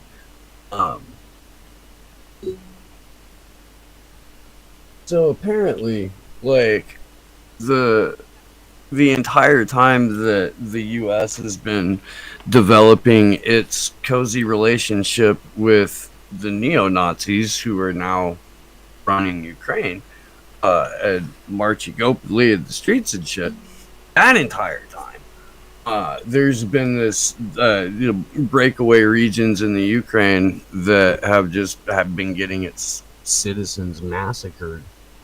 And that's why Eva left Palestine, was to go cover it.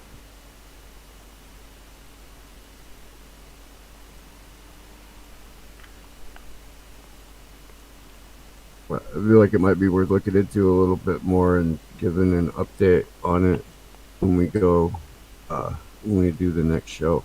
Which is tomorrow, actually, the regular show. Huh? Which is tomorrow, actually, the regular show. So Well, then we'll do that. Yeah, we'll we'll take a better look at it tomorrow's show. Because if it got Eva out of the Palestinian territory,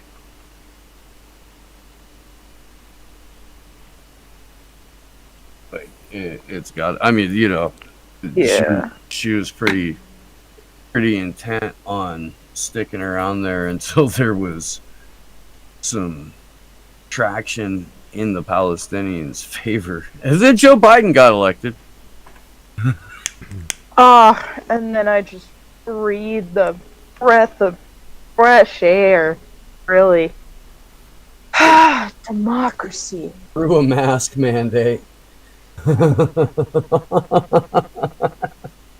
Yeah, I breathed the breath of that fresh democracy through a double mask and a face shield.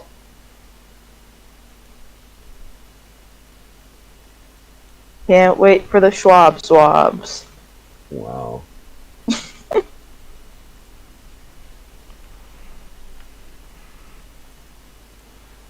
COVID stuff is really getting out of hand.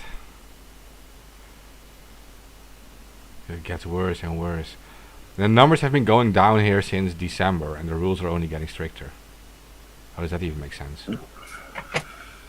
Why is that? Yeah, Like, I don't know. did they not even explain about that? Yeah, I mean, like if you look at the normal, like if you take the official numbers seriously and you assume those are correct, right? It's only been going down since December. Like there's not been any like spike since then, and it's now back then it was like, what was it, 12,000 a day or something. Now it's below like 4,000, but they're only making the rules stricter. Like, what's the evening curfew even about? Like, why is no one allowed to be outdoors after 9? Like, who does that stuff? Like, Yeah, since when was that implemented? Like the curfew stuff? was it like 2 weeks? No, 3 weeks ago or something. They implemented that. That's totally weird. It is weird, and there was a lot of protest against it. Government stepped down over some corruption scandal, so we have new elections. By the way, we have elections on the exact day of the Close for Assange events, 17th March. And we have elections. So yeah, no, but they stepped down, and the exact same day they introduced this curfew. When they were after they stepped down, they introduced the curfew. So yeah, didn't make any sense. Like they're not supposed to do that. Okay. Yeah, I mean, I don't feel like that's really related because they don't care about Assange case that much either way. no, it's not related. No, I don't care about the Assange case. No, we came up with this with a date after the elections. They were already planned to be on the 17th, like 4 years ago. So, but no. So government steps down, and then technically they're still in control until like the next elections are done. But technically, they are not supposed to introduce any new big things anymore. That's like an agreement. Still, they did it, curfew, and there's a lot of critic on it. But they stepped down over a huge corruption scandal. They used an algorithm to deny people their subsidies and stuff, and their welfare money. They used like an algorithm to tag certain people as potential frauds and stuff, and these people did nothing wrong, so they didn't even get their money and stuff. It's like all kind of like poor people who can't pay for their rent and things. So they got into huge trouble with that, and they had to step down over it. So government gone.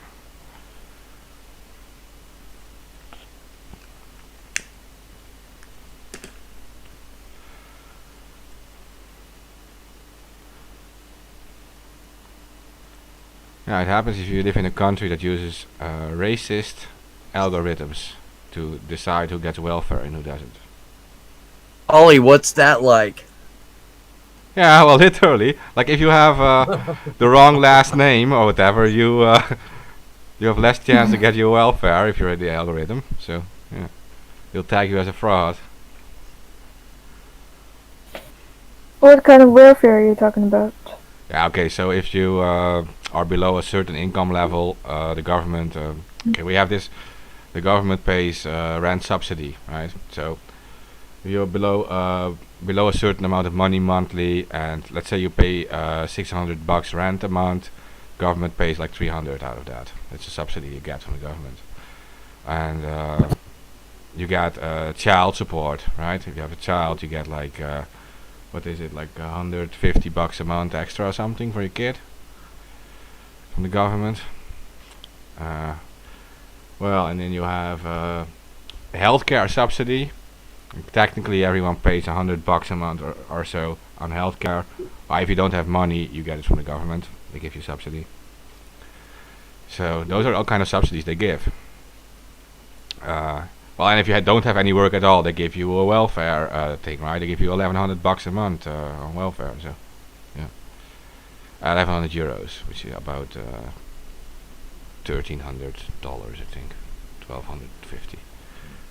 So basically, it should be depending on the income level, unless they call you a potential fraud,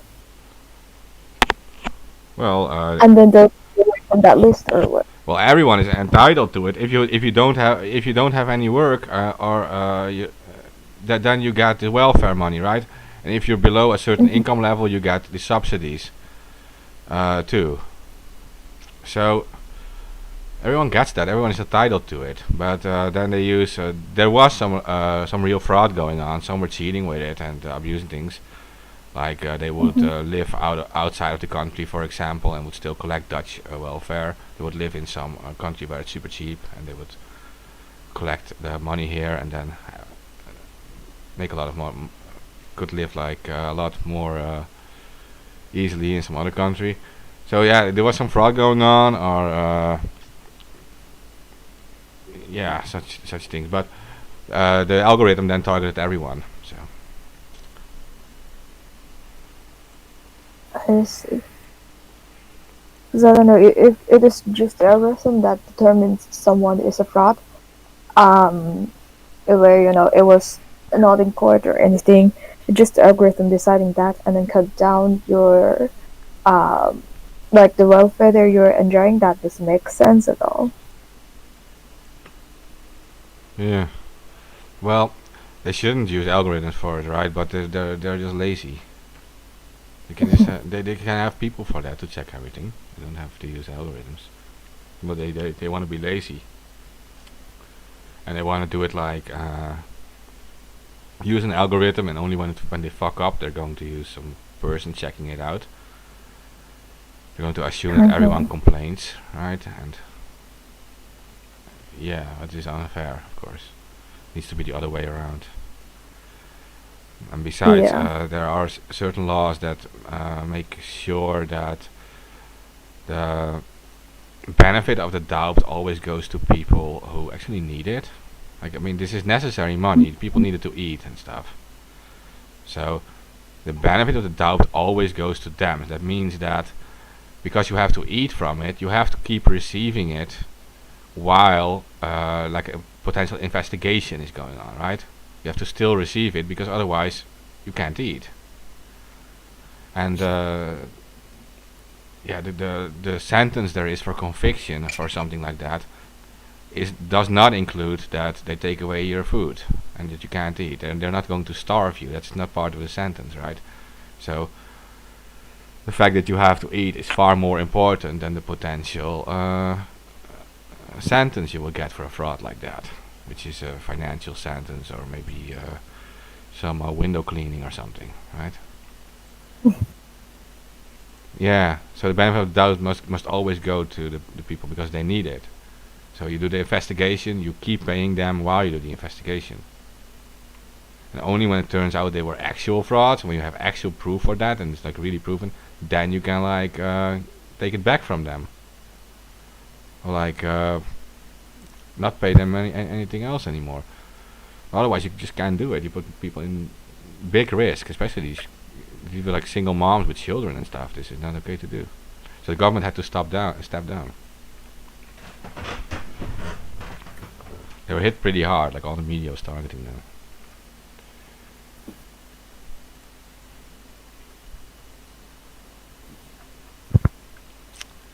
we have these so-called dissident politicians, and they do these investigations just to fuck over the sitting government.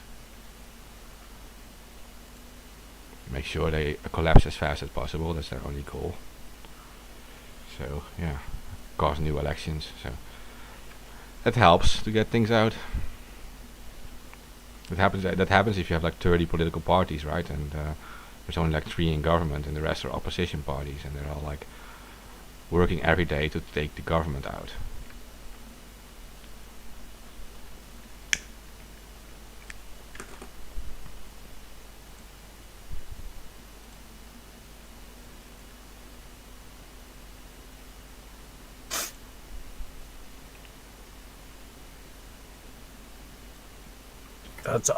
I'm amazed that a corruption scandal broke and that there was a positive result.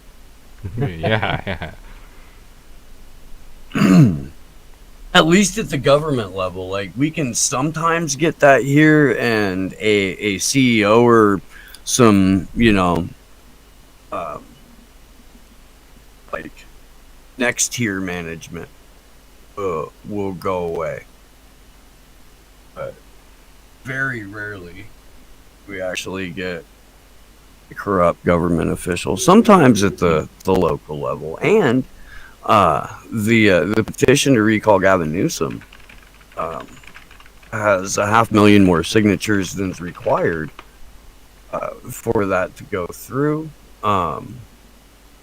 Yes, recall Gavin McFuckass.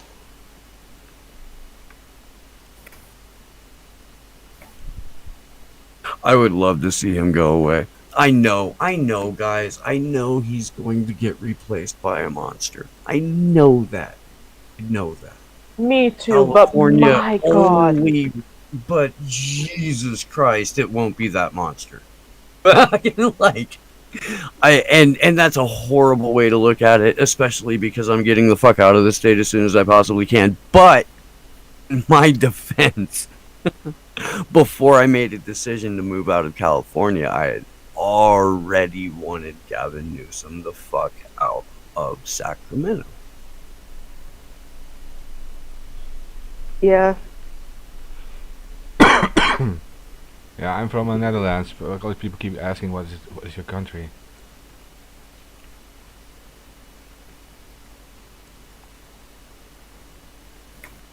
Well, I mean, and like, I've talked to some recall Gavin McFuckass organizers on the ground, and I mean, a lot of them have been really nice. I've had some great conversations with them. So, for the sake of them, do it. And yeah, screw Gavin McFuckass. Oh, yes. Bitch. Hey, what's up with that guy? I hear his name often. With Gavin McFuckass. That's Lori's pet name. For our governor. It totally works. There's this guy who's like, who's in the chat cup too, and he keeps like shouting at us the whole time. I just put him on mute for fun, and then he starts shouting more.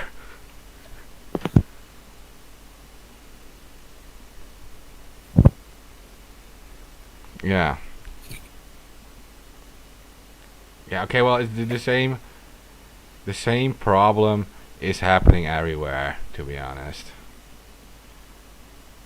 Like in the US, it is already like the healthcare problem in the US is what really bothers me. Like that there's people without healthcare, that some people are not being treated for what they have.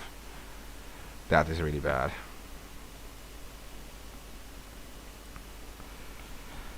That in here doesn't happen yet. You will always be treated, but you can be stuck with big bills at the end.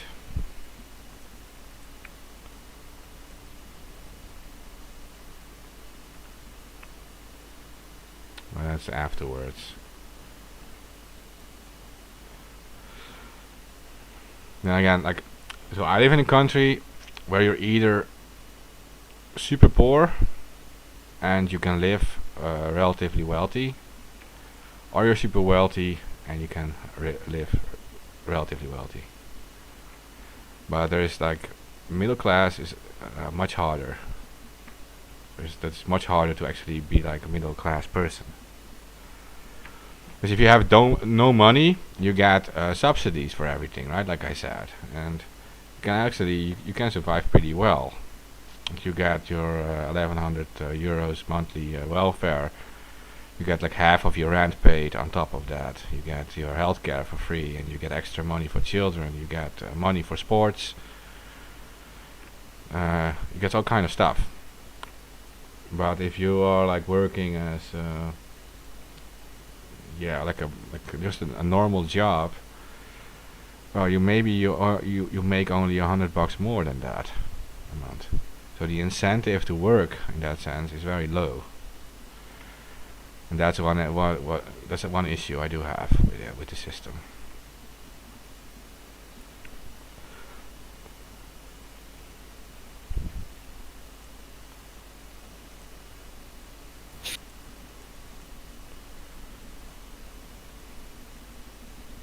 So, like, for people, they could make a little bit of money if they're going to work. Would it be likely for people to refuse the potential money they could get from the government? Or people usually take what they deserve? I say that first part again. Okay, so if people could work, but they would still be in the range that they could take money from the government, would they Oh yeah. usually take money or not? Oh, I know, no. Yeah, people do take that. Yeah, of course. Yeah, okay, so if you work and you're still below a certain level, you still get subsidies. You still get extra money, of course. Yeah. So that's okay. That does help, right? Yeah, I don't know, but usually here people would refuse to take that. Like, they would not apply for those things. I don't know, for dignity or something. I was thinking whether that would be common everywhere or it's just us. Yeah, I know. I myself refuse these things too. So I own like a small business, and I don't apply for any of these things because you have to stick to a lot of rules. You have to always stay inside of the lines and stuff. You have to pay it back again. So yeah, no, I don't. Would you have to pay back again? If you are like suddenly, like afterwards, it turns out you made more money. Yeah. I see. Yeah. So yeah. So if you're above a certain level, you have to pay everything back. That's why I just refuse it, right? Mm-hmm. Yeah. So I don't apply to any of that. Just ignore everything. No subsidies. You have to not pay nothing back either. No, nothing from government.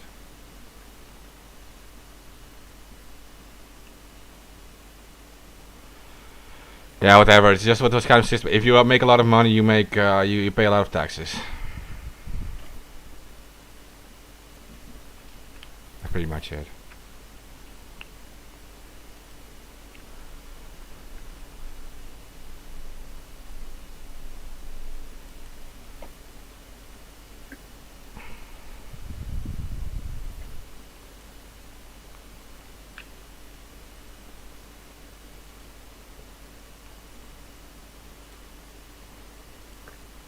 Sorry about the dead air, everybody. Apologize. Yeah, I apologize too. It's like 7 o'clock in the morning, and yeah, I was still trying to read things. So this okay. Okay, what it actually do is actually logical. What this Jerry says, conducting serious investigations to determine if COVID-19 is actually naturally occurring or a biological weapon is just too high a demand, a bridge too far for today's world leaders, evidently. I wish AK was on because he's convinced it's a biological weapon.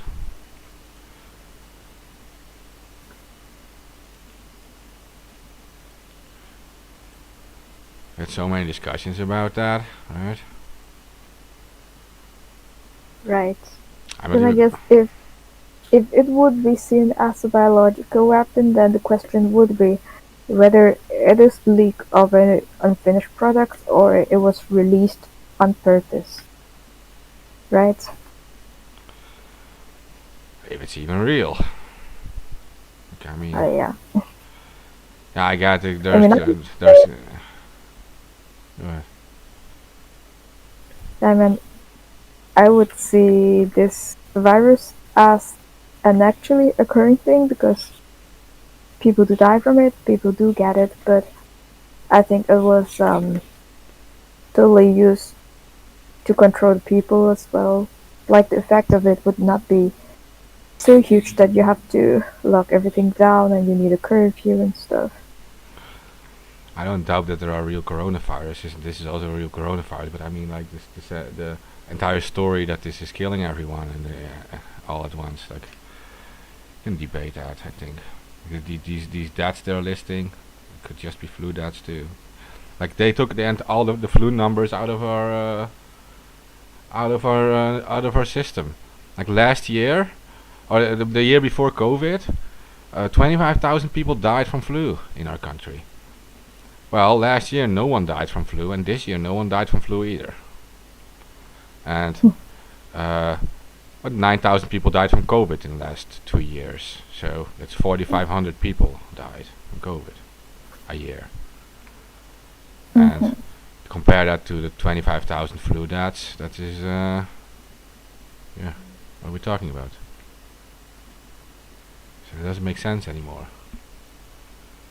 And people ask these questions, even on national TV and stuff. They ask these questions, and then the doctor says, "Yeah, people are not getting flu anymore because we're all wearing masks. We're protecting ourselves, so no one gets the flu." But then why would people get COVID, right? Yeah. Doesn't make sense. They're not even wearing like medical masks. We're all wearing these shitty masks that don't even protect you against shit. Yeah, and people don't wash it, just reuse it after every time. As if it's working. It's a joke. You know, I really have to mention something that, like,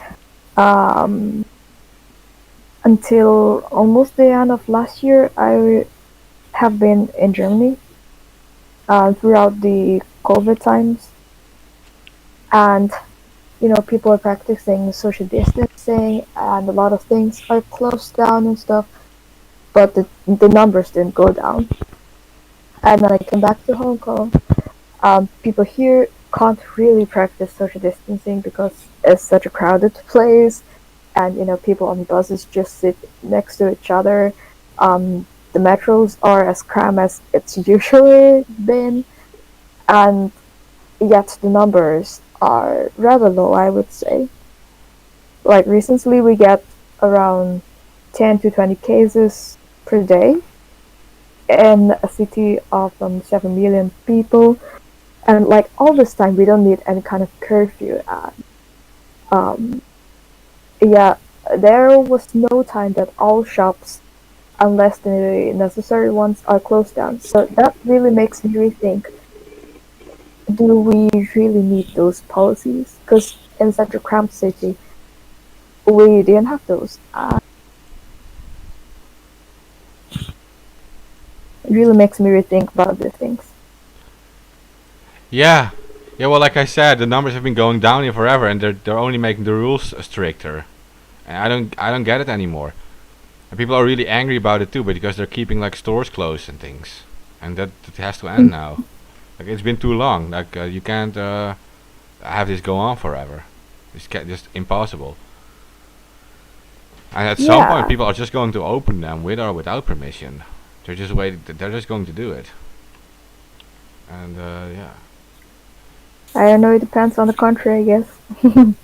I don't feel like Germans are gonna do that. Well, Italians did it. Like the Italians were also closed down, and the Italians like at some point they just said like, yeah, okay, and on this day we're all going to reopen, and then all the restaurants and cafes all opened at the same day. And it was at such a large scale that the government couldn't do anything about it. So the government just. So are that way. kids open right now there? Everything? Yeah, in Italy, yeah, they just opened everything. Interesting. Yeah, they just said like, okay, we got enough of this now. Everything is going bankrupt. We'd rather have this disease than we all go out of business. Because you are essentially Yeah, and Go ahead. I remember they were showing how like Italy was getting hard hit at the beginning of it. But, oh shit. Yeah, they were. But then at some point, like, your entire economy is being bankrupted, and that's also going to cause deaths and a lot of problems. Not only the suicides, but you have the entire distribution of everything. You can't live like that. Like, people worked all their lives for business. You have family businesses that are perhaps like hundreds of years old, going bankrupt.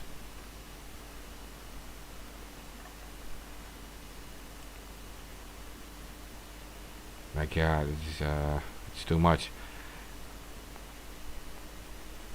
People can agree to a lot of things, but at some point they just don't agree anymore. Like, you hit some breaking points with people. Especially here in the Netherlands, people are very calm, and they will agree with it. Even the mask things and stuff, they will just do it. They say like, yeah, okay, I would rather put on this crappy masks than just take whatever risk. And if they want me to put it on, I can just go to the store and I'll just put it on, right? But at some point you reach this breaking point, and people are not accepting it. And usually it's the money thing that breaks it.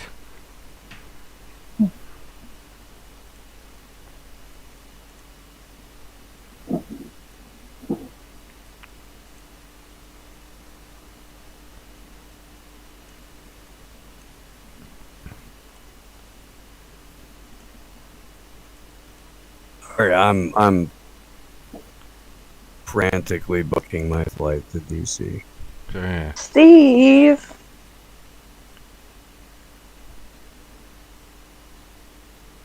What? Make sure your flight's booked. Oh yeah. Is it expensive, by the way? It is.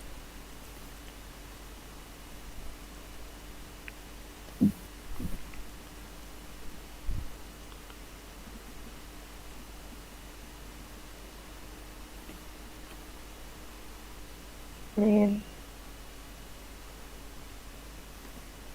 get early. Will be less expensive. No. Didn't know exactly when I was leaving though. Yeah, I know. But when are you flying out? San Jose. No, when? The day after my kid's birthday. It doesn't really answer my 'Cause I'm question. not an ass. The 14th.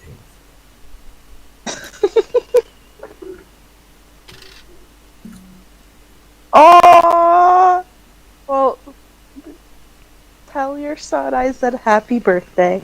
Whoa. How old is he gonna be? 15? 15. Oh!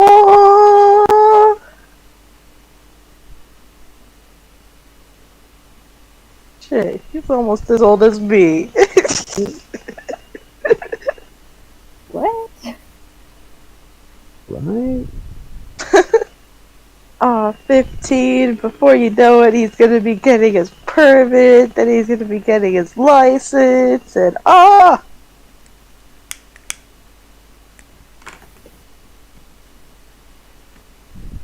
Yeah.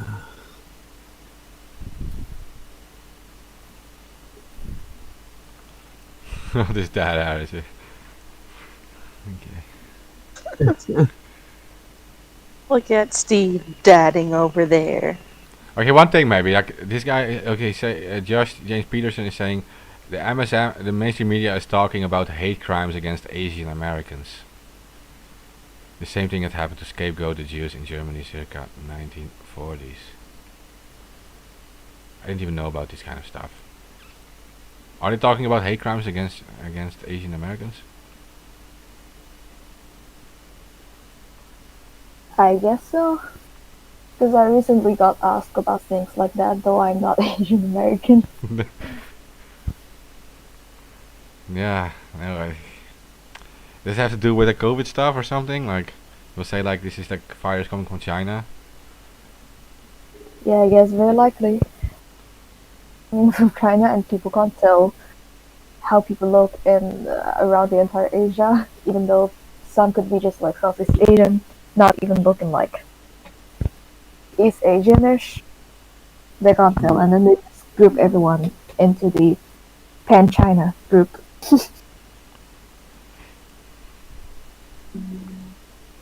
Okay. Yeah, well, it doesn't make sense, right? It's like, what do Asian Americans have to do with China even? Like, I don't get it.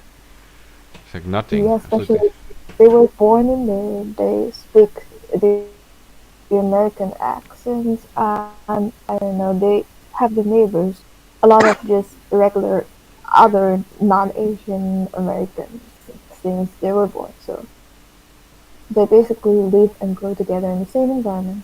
So I hate them. Yeah. Sometimes things that just don't make sense. People are emotional at times. Looking for someone to blame. Yeah.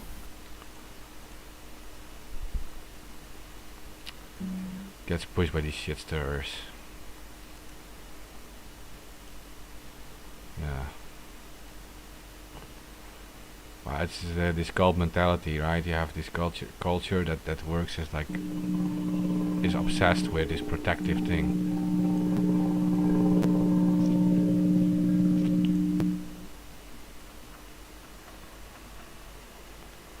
Did some magic happen? That's how XT was already on a plane. Hmm.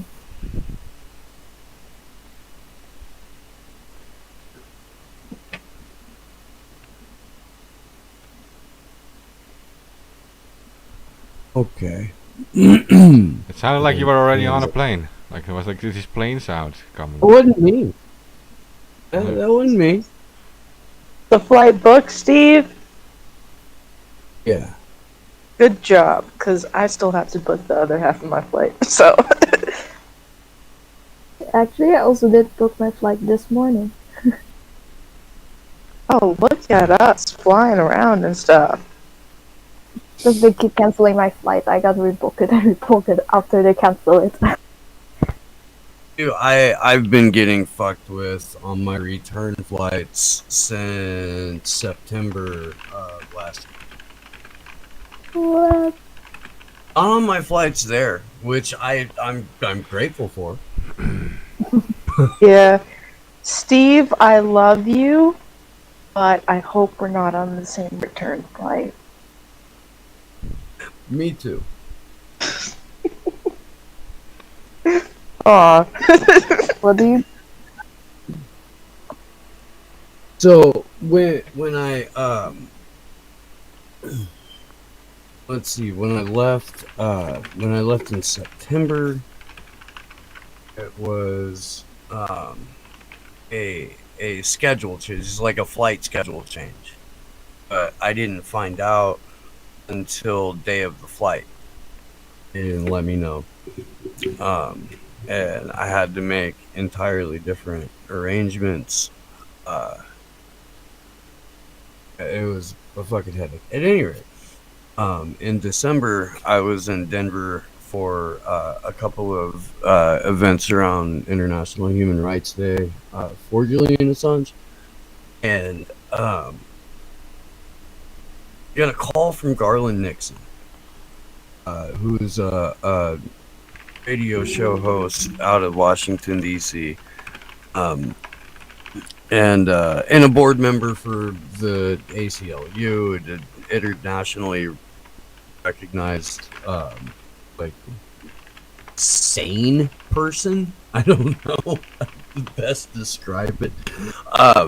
But he was part of the election observing team delegation that Code Pink put together to go down to Venezuela last December for their presidential election, and their flight back got really messed with to the point to where they were denied entry into Bolivian and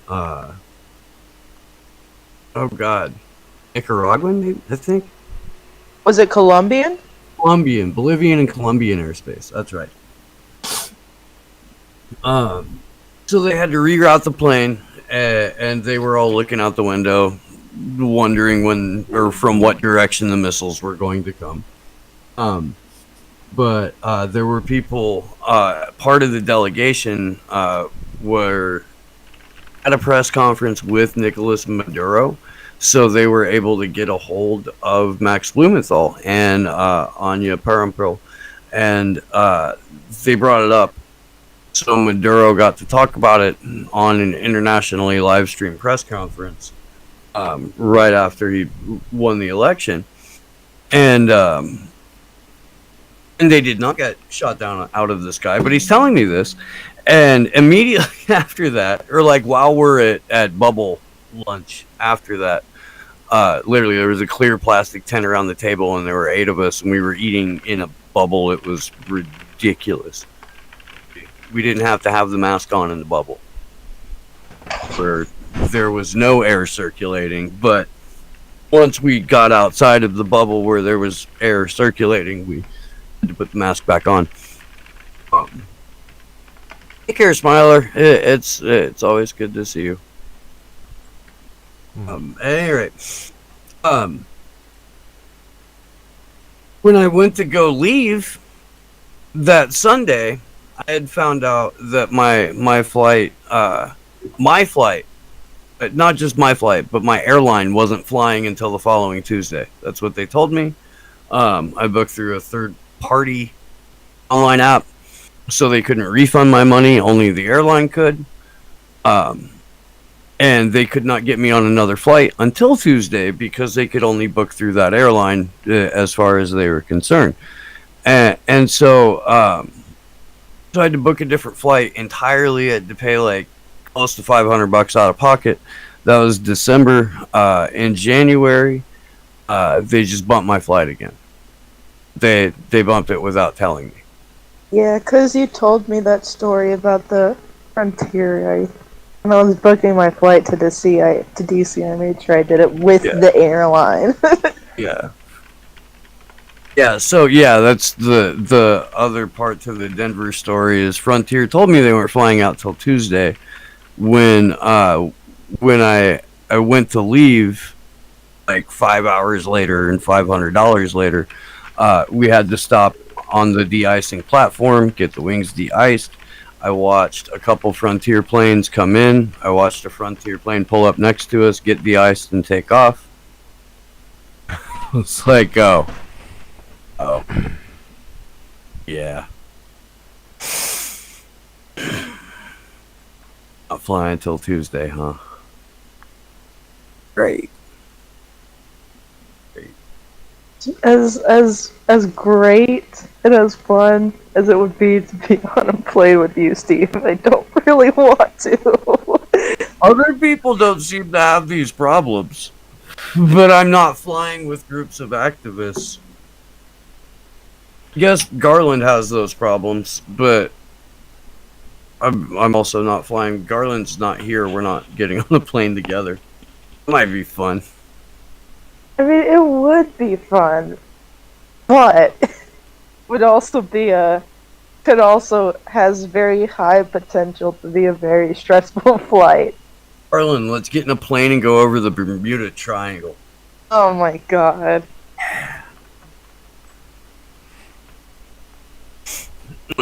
Just rip the space-time fabric of the Bermuda Triangle. Bet it would. Bet it would.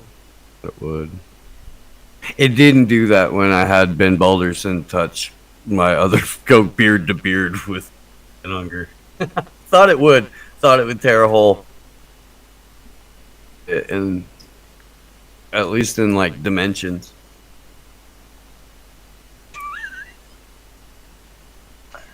Oh, Steve. Oh, it's fun. Look, man, we live it In this oncoming technocratic fascism that we're all trying to fight against, and we're all encouraging people to get together with us to stand against. And so you got to have fun. Of course. There's a question in the Rockfin chat. Is Julian Assange going to appeal Beratzer's terrible ruling? We're going to find out soon. March 11th is the date that they would have to announce by the latest they were going to counter appeal. Yeah. They haven't like officially put it out there, but it's been circulating that they'd cross appeal pretty much Berates or every other part of Beratzer's decision, because it was essentially like establishing a precedent for future cases as long as they don't have the same mental health issues as Julian. Yeah, I've talked to a handful of different people about this. Mark, you and I talked about this a little bit too. Yeah.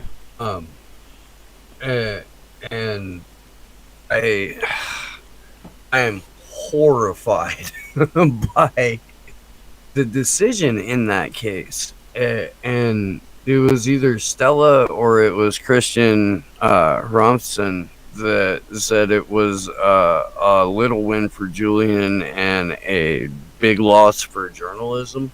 That's correct. Yeah. Yeah. Because the judge agreed with everything the USA said, except for medical reasons, she stopped it. For now. She cited a CNN article. She cited a CNN article In her ruling, the Yeah. UK court cited a CNN article. Yeah. And that's not the craziest part. Yeah. To be fair, Like literally when I was, like listening to the tweets coming, like reading the tweets as they came in live, and I read that she used a fucking CNN article, I fucking started crying, because that's when I thought, okay, it's fucking over. And then it just fucking, yeah. Yeah, to be fair, extradition was stopped twice before, right? In similar cases with Lori Love and with Guy McKinnon on medical grounds. It could be that the defense also, deliberately tried this Asperger's autism defense, knowing that the judge would side with the USA, and that this was the only way to stop it. They were already expecting this to happen. But that's just theory, right? We don't know that. But they did specifically ask these doctors to test him and to like also the suicidal behavior he has. So that does work for medical reasons. Won't get better in the USA, right? No, not even at all. I mean, her decision was so weird because she specifically called out the conditions of U.S. prisons and mentioned special administrative measures, but only in context to, like, it's such a shithole that he'll find a way to kill himself. And in the witness testimony round month of the hearing in September, the prosecution brought in an expert named Nigel Blackwood, Ugh. who, with the help of the disgusting piece of fiction written by Assistant U.S. Attorney General Comberg in the 183-page superseding indictment, the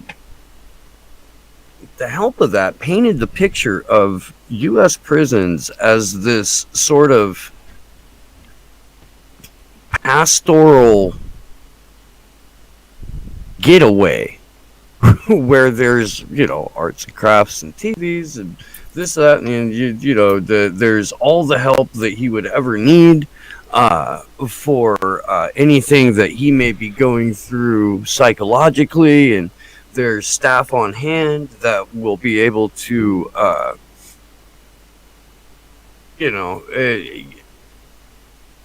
there'll be people there for him. His medical needs would be sought after. His psychological needs would be sought after. This is what they're saying in court. They're downplaying what special administrative measures are, which are a form of legalized torture that not just torture the person behind bars, but also tortures the lawyers and the family and anybody that would come in contact with them, because they're not allowed to have a visit without an FBI agent present under special administrative measures.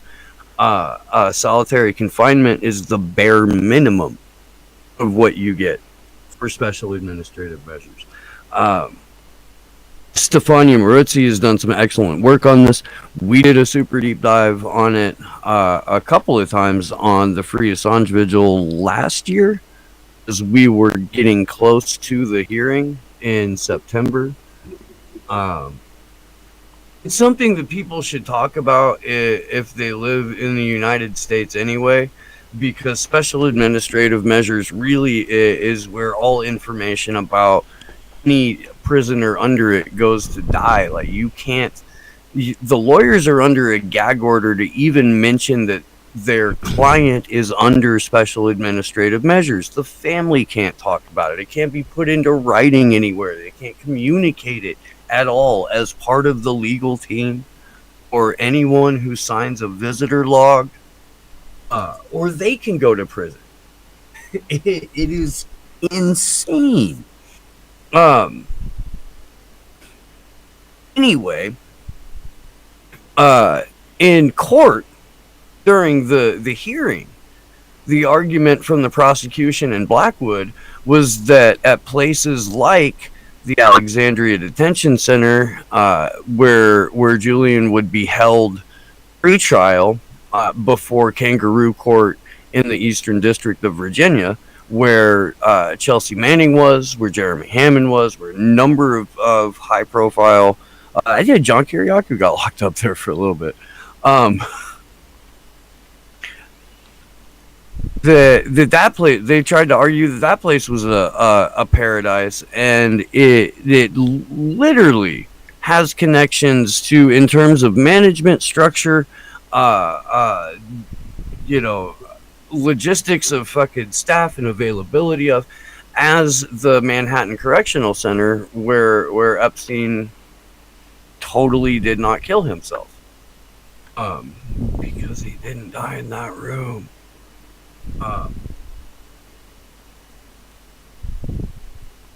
So when Beratzer specifically cited MCC, and spit flat out. Oh, and sorry, real quick. The prosecution also argued that Belmarsh was a paradise compared, or a shithole compared to, and then Beratzer then decided that no, Belmarsh was just fine of a shithole, because even though in the denial of extradition order his release is also ordered, 48 hours later she rescinded that and revoked bail, or sorry, denied bail.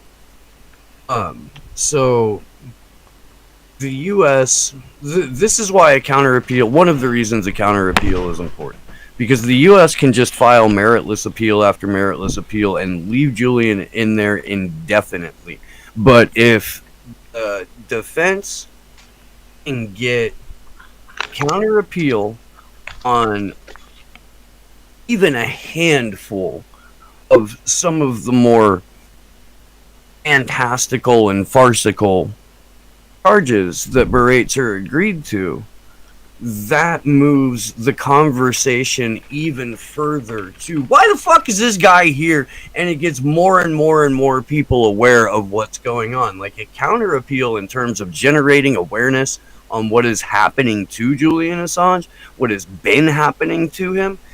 Counter appeal is a hell of a way to do that.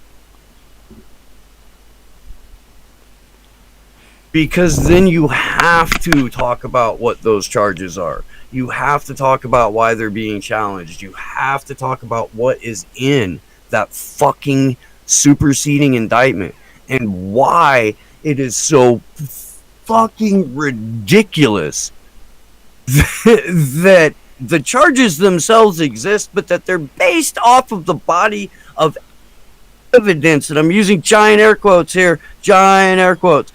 Evidence laid out in the superseding indictment, like David Lee and Luke Harding's book, like the testimony of convicted pedophile and sociopath and thief and embezzler, and a couple other things too. I can't off the top of my head. Sigurd Thordarson, and also FBI snitch. That's one of them. Paid FBI snitch. And also FBI snitch Hector Monsegur Sabu, their testimony. Yeah, I know it's correct. Everything is correct what you're saying. Oh, yeah, thank you. That pass, like Apple or an A or whatever. You fucking marks. I'll give you 2 claps. Aw. Yeah, okay, but so the counter appeal on keeping him locked up while he's waiting for that USA Which appeal. That sucks ass, but was going to happen anyway because the legal team is hesitant to ask for bail again because they're just going to get shot down. They're going to get shot down because the president of Mexico came forward 24 hours before the bail hearing and said, "You're welcome to have asylum here."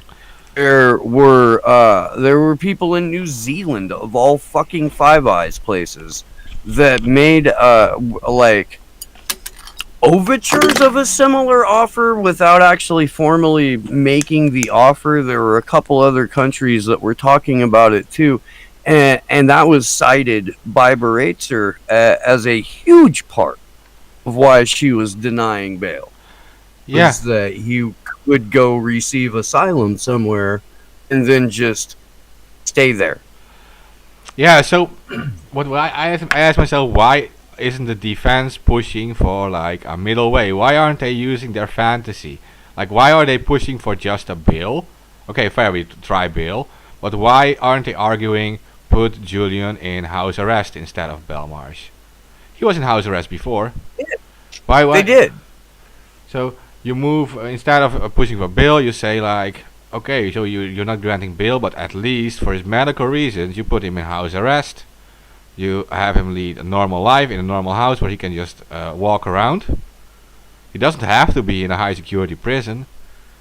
You put him in fucking house arrest, and at least he can easily recover like medically, right? I mean, that part I don't get. The defense should try that, I would say. Yeah, at least he can get medical treatment for the various things that went untreated for years while he was in the embassy. At least he can see his fucking family. Like, and Julian shown a willingness to cooperate with authorities before. Like, he tried his best to cooperate with Swedish authorities. Yeah. The only condition was that they not extradite him. And they clearly failed to ensure that safety. So Yeah. So and even even with that, the case was still dropped multiple times because there wasn't evidence, and the CIA and Swedish police pushed those 2 women to press charges as it was. Ooh, so if you missed the excuse me, if you missed the event that our co-host on the Free Assange Vigil, Kendra Christian, put together in Denver last Sunday, the panel, it was uh, oh no, Josh has the clips edited. It's mashed up footage of Kendra's event and the event that happened in Madison, Wisconsin, that the lady from the Unitarian Church put together. Um, and it's Nils Melzer, like, concisely, very simply breaking down the all of the bullshit around the rape allegations. And it's Ray McGovern, it's Muhammad Almazi. It's excellent. Josh is putting it together. It's going to get uploaded onto Slow News Day and Action for Assange, if it's not already. But that'll be a great one to point people towards whenever the but he's a rapist thing comes up. Yeah, and I mean, I always keep that article on me to begin with, that one that Nils Melzer wrote where he breaks it down in that Republic article, which I have bookmarked, so I'm going to put it in the YouTube chat with my mod powers right now. No, I put it in there. You can just explain it real quick too. I mean, he was just dating this girl who was very proud to be with Assange that evening. She posted on social media that she was so happy to be sitting outdoors with Assange and his friends, and Assange was like a hero to her. And then he slept with this woman, and then apparently they slept. They had sex without a condom. Next day she goes to a police station and says, "Is it possible to demand from someone to get an HIV or a test or whatever, because we didn't we had sex without a condom, right?" And the police immediately sent word to gossip magazines that Assange had sex with her unwillingly without a condom, which is classified as a form of rape in Sweden. And the woman didn't even want to do didn't even want to press charges against Assange. Yeah. So that's pretty much what and then happened. a friend got it from a guy in a suit. Yeah. Yeah. So that's pretty much what it went, how it went there, and it's strange.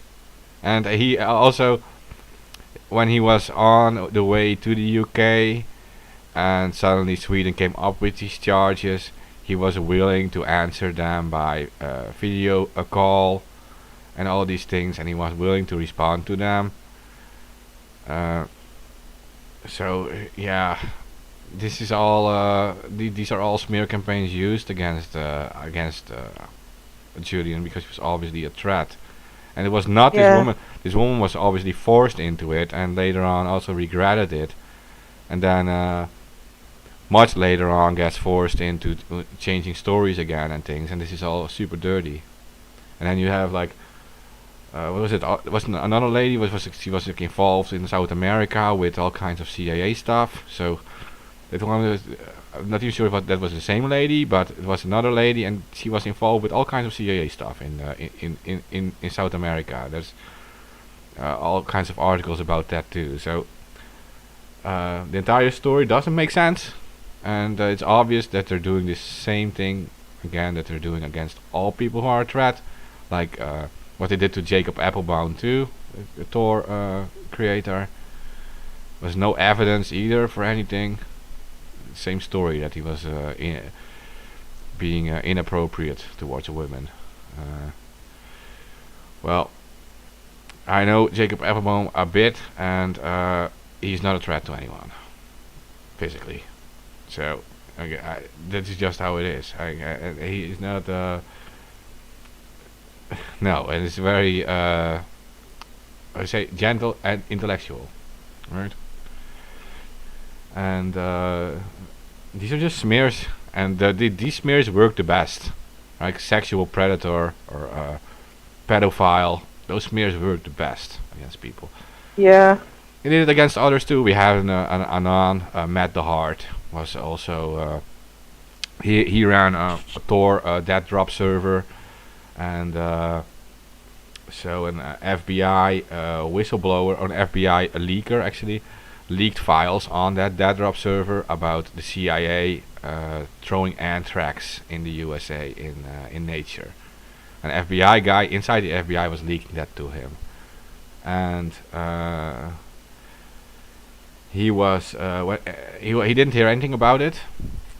Then he tried to go to Canada over the border, and he was suddenly arrested over that exact thing, and they tortured him and used well, he had to go to like the emergency center in the hospital, and they said that he was dealing with a drug-induced psychosis. That's in the records, medical records, and they also said about him that he was on a tour and he was supposedly a pedophile because he was on tour. Well, what really he ran a dead drop server and people leaked files to him, to Matt the Heart. And this guy has been in jail for what is it, close to 10 years? And we had his mom on our show like 3 times and talking about this entire story. And she's really like the sweetest lady ever, and she does a lot of support for Anons. And Matt the Heart was treated really, really bad by the FBI, and he was literally tortured. And in very weird ways too, he was tortured. Like they only gave him like Coca-Cola to drink, for example, nothing else. They played this super hardcore music, and they fucked with the lights all the time. Well, it dehydrates you while it caffeinates you. Yeah, exactly. And then it gives you the sugar headaches and Yeah, it keeps you The awake, and then they fuck with. aftertaste. Yeah, it keeps you awake forever, and they fuck with the lighting, and they play loud music, and eventually he had to go to the emergency, and they it is in his medical records. I mean, this is public that he had a drug-induced psychosis, and yeah, it's a form of torture they used on him. But yeah, how do you call it? How did McBride call it? I said advanced interrogation methods, but he corrected me on that first word. But something like that. Enhanced interrogation? Yeah, that is what it was. Enhanced interrogation methods. That's what they call it. It's another word for torture. Yeah. So they just changed the definition, and then it's allowed by law, because torture isn't allowed. Yeah, so Matt the Heart, they did that too, and they called him a pedophile because he used Tor. That's pretty much it. And well, against Jake, they did the same with calling him a sexual predator. Against Julian, he's a sexual predator, supposedly. So they do the same. They have the same story all the time. And it works with people. It shocks people. It makes them think like this is a disgusting human being, right?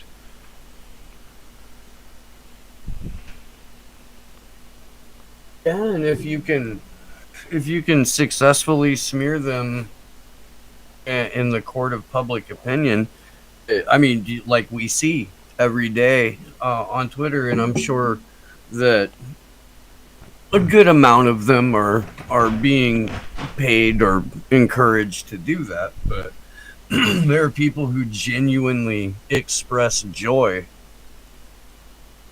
over him being a torture victim, and like express glee at like the fact that he may be locked away in ADX Supermax, you know? Yeah. Like, that's just a fucking sick mentality.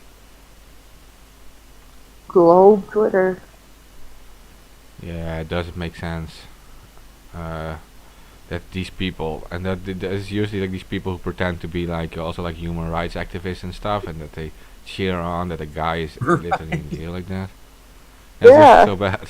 got It's a bunch of fucking neoliberal shitheads that are like, oh my god, we have to care about human rights in Syria. And then they go on and on about, oh, like, I hope Assange gets shipped off to Gitmo. Like, you fucking kidding me?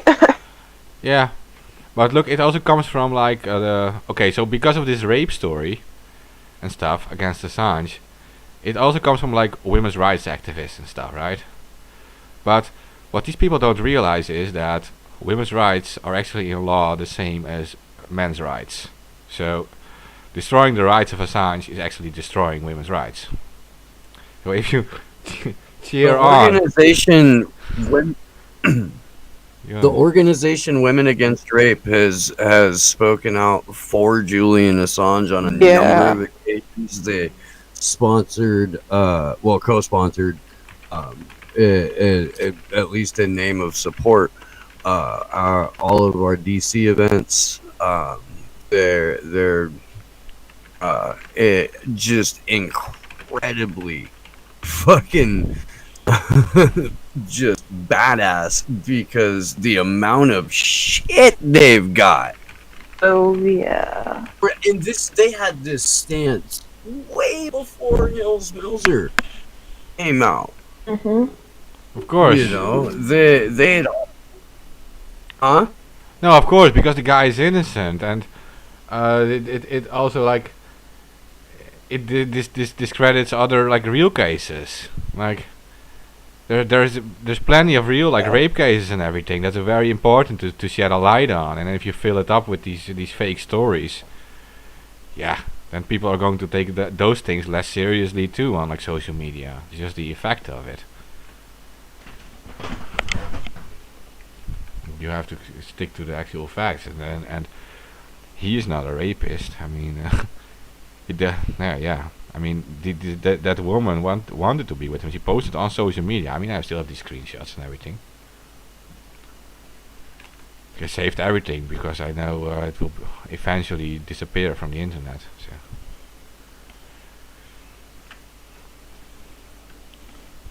I know Niels Melzer saved it too. It's in his articles too. Yeah.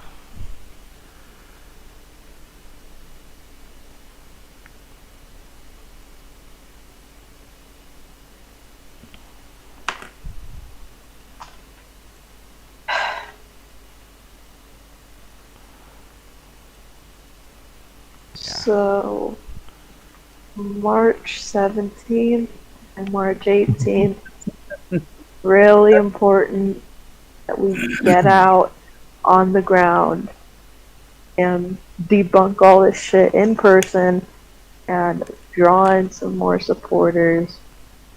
So March 17th, March 18th, Washington, D.C., and a bunch of other places around the world. We're going to be hijacking a holiday for free speech, so. Yeah, and to announce, I want to say. And make it to DC. Make it to DC. Come through. Come hang with Scoop Gang. Haha, that rhymed. If you're in a Anon server on Discord, whatever, the Mealmass March server, all the organizers are there. So if you just talk with them, with the Mealmass March organizers, and convince them to start their own events or join the existing events in DC and well, we have Amsterdam now. I think there's like Boston too now. Some Boston, maybe Denver, and maybe San Francisco. I gotta call.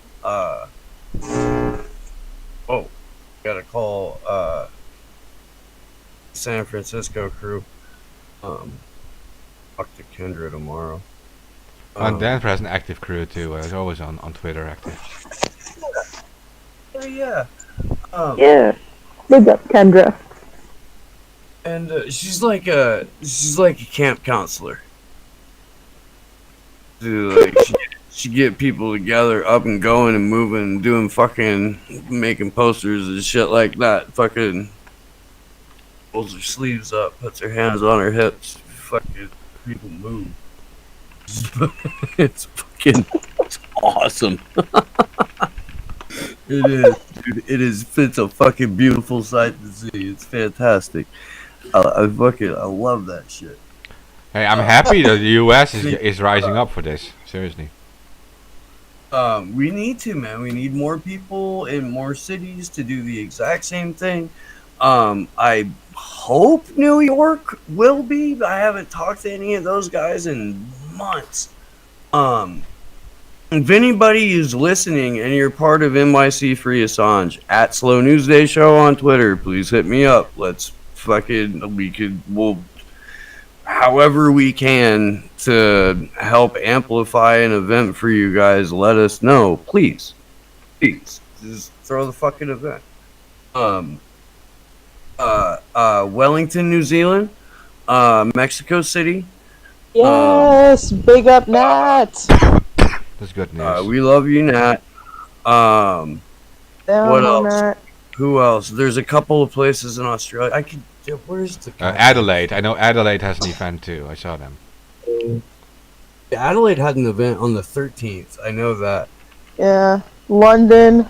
London. Mark spot in Amsterdam. Amsterdam will be a big event for sure. So everyone who's in the area of the Netherlands, Belgium, you come to Amsterdam. It's close for you. Just go there. Dam Square, 1 o'clock in the afternoon. The usual meeting time for Anons. Ooh. Ooh. Yeah, well, it's fine in Amsterdam. We can protest there what we want, and we can go to the U.S. embassy and stuff, and we can stir some shit up. Yeah. Yeah, in that thread that Candles for Assange had, I only saw the stuff that we mentioned so far. Well, I asked pirates to join us in Amsterdam. They're always joining the Twitter storms and stuff too for We Are All Assange. Technically, I never support any political party. I don't like that too much, but they are not a party that is actually going to try to win anything. They want one seat, and that is just one seat they want in parliament to speak for Assange, whistleblowers, against internet censorship, and that's why they're pirates. So yeah, it's pretty much those are their issues that they focus on: against surveillance, more privacy for normal people, against internet censorship, pro whistleblowers, pro Assange. Assange is one of their biggest thing, and they will probably show up. And, we invite people from all political parties, letting them know that this is a post-partisan event. yeah, And we're here to advocate for Julian Assange, not your political party. And if you want to come do that, please come do that. And if you don't, if you can't show up without mentioning your politics, then, you know, maybe you should, like, you know, give it a shot. Just try. Try. And We'll be the best You know, crowd to try that with. if you can't, we'll let you know politely. Once, probably twice. And then impolitely. Maybe not so politely. But oh, we do. I mean, we and we've had people like, oh well, I guess kind of from the Green Party and shit like that have come out, and like Medea Benjamin came to an event. I got interviewed by her. That was fucking upside down.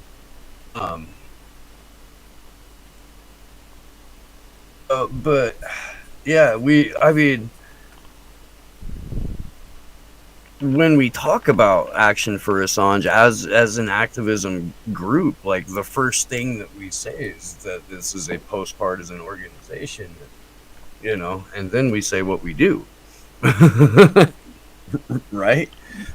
So it's pretty important to us that we recognize that there aren't politics to this, that we don't get to understand, talk about, discuss, or or develop policy based on politics until we have a complete picture of what the government is doing currently and what the powerful are doing currently. Because we have to know how to never do that again. And we have to know who's responsible, and there has to be some sort of redress. And Jesus, man. A society is only as free as its press, you guys. Yeah, it is. Mm-hmm.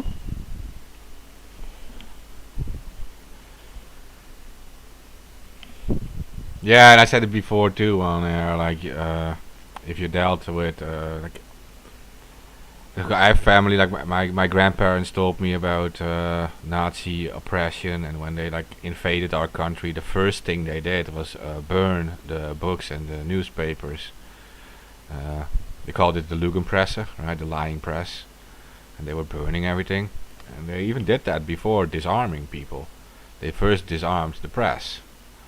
So that's just like one of the red flags, one of the indicators that oppression is the oppressive forces are taking over, is that the press is being destroyed. Freedom of press, freedom of speech will be terminated first. Because that is a real threat to them. Because even without weapons, millions of people can still change everything together. They can't kill everyone. You can still, technically you can march on Washington with millions of people and there's nothing they can do with or without weapons. You're not going to kill 1 million Americans. It's just not going to happen. So yeah. Yeah, I Give know. it a couple. Give it a couple years. I'm not even kidding. This is not hyperbole.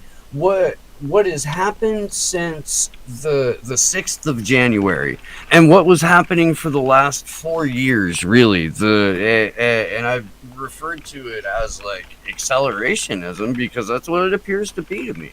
The division has been ramped up so much, it just insanely, really, over the last post 9/11 America, it's been like that, where it was you're either for us or you're against us, and fucking if you're not, if you ain't with George Bush and the Republican Party, then you are literally the Taliban. Like that's what it was and it flipped to you're a communist if you like Barack Obama, who arguably friendlier to the banks than Donald Trump was. And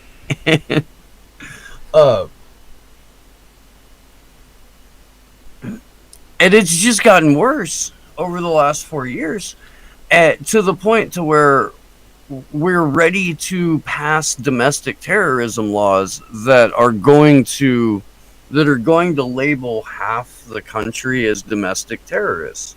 The entire lockdown, and really all of Obama's presidency and Trump's, was people learning how to view their neighbors as the enemy, learning how to view their neighbors as potential threats, learning how to totally distrust their neighbors. And only in moments of like natural disaster do people forget about that long enough to fucking help each other out. But the minute that shit's over, it's back. And so I like, Steve, you sound like an know. anti-science extremist. how do you, Because that's a thing now. How do we teach Anti-science extremist. how do we teach America how to love again, Glory Jones? I don't know, Steve. It's just science is real, Steve. Like, love is love. Yeah. I don't know, Steve. I don't. But I do know that the time for healing has begun. And That's a breath of fresh, new air I just inhaled. Sarah Wagner just mentioned the Truthzilla podcast in the Rockfin chat, and I would like to give those guys a special shout out. Their show's pretty fucking killer. I met them on Union of the Unwanted, and we keep trying to get a fucking show together. Everybody has way too much shit going on, but it'll happen.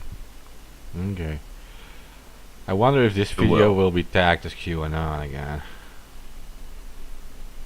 It won't be on the Rockfin. Ooh. Hey, YouTube, you gonna let him chat shit like that? Hey, what's up, YouTube? I'm a really? mama, you got me fucked up, bro. On your mom. Or Joan.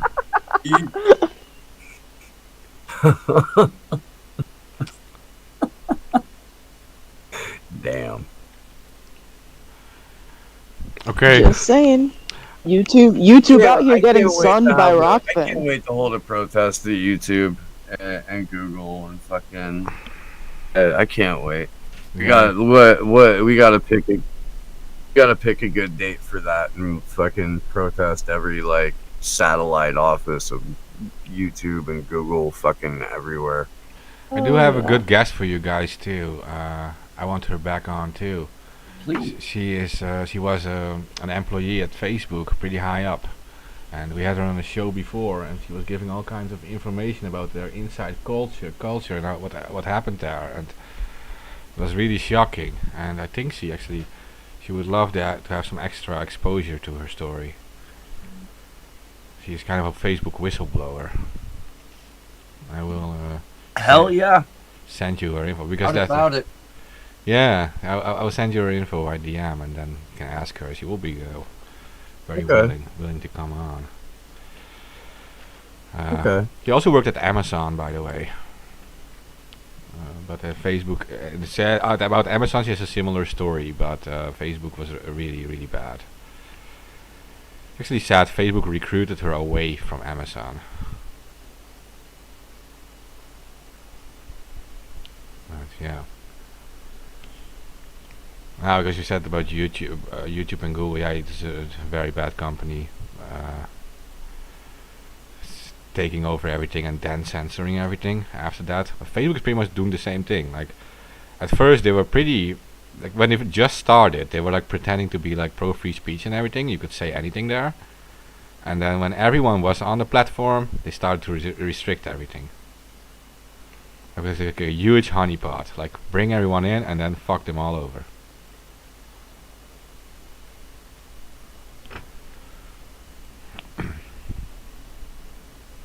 Plenty of us used it for like organizing events in the past, like long ago. I mean, like this is like over a decade ago. Everything was fucked up.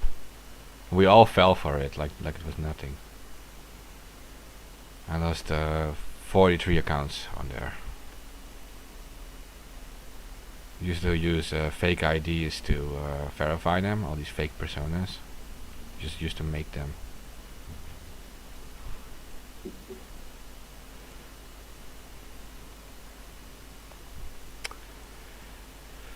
Okay, well, I guess we will be back tomorrow. It's a new episode. Wow. A regular episode, right? I mean, Yeah. Alright. Yeah. should have Tyler and everything on, like Preston. Yeah. Maybe AK too. This laptop is fixed. Right. That's a bummer. Alrighty. So we Okay. we end the stream. Alright. Make sure to spam neuter your pets and politicians. True. That's the intro song. It's like sticks in your brain. I know, but I've been doing that for a bit now.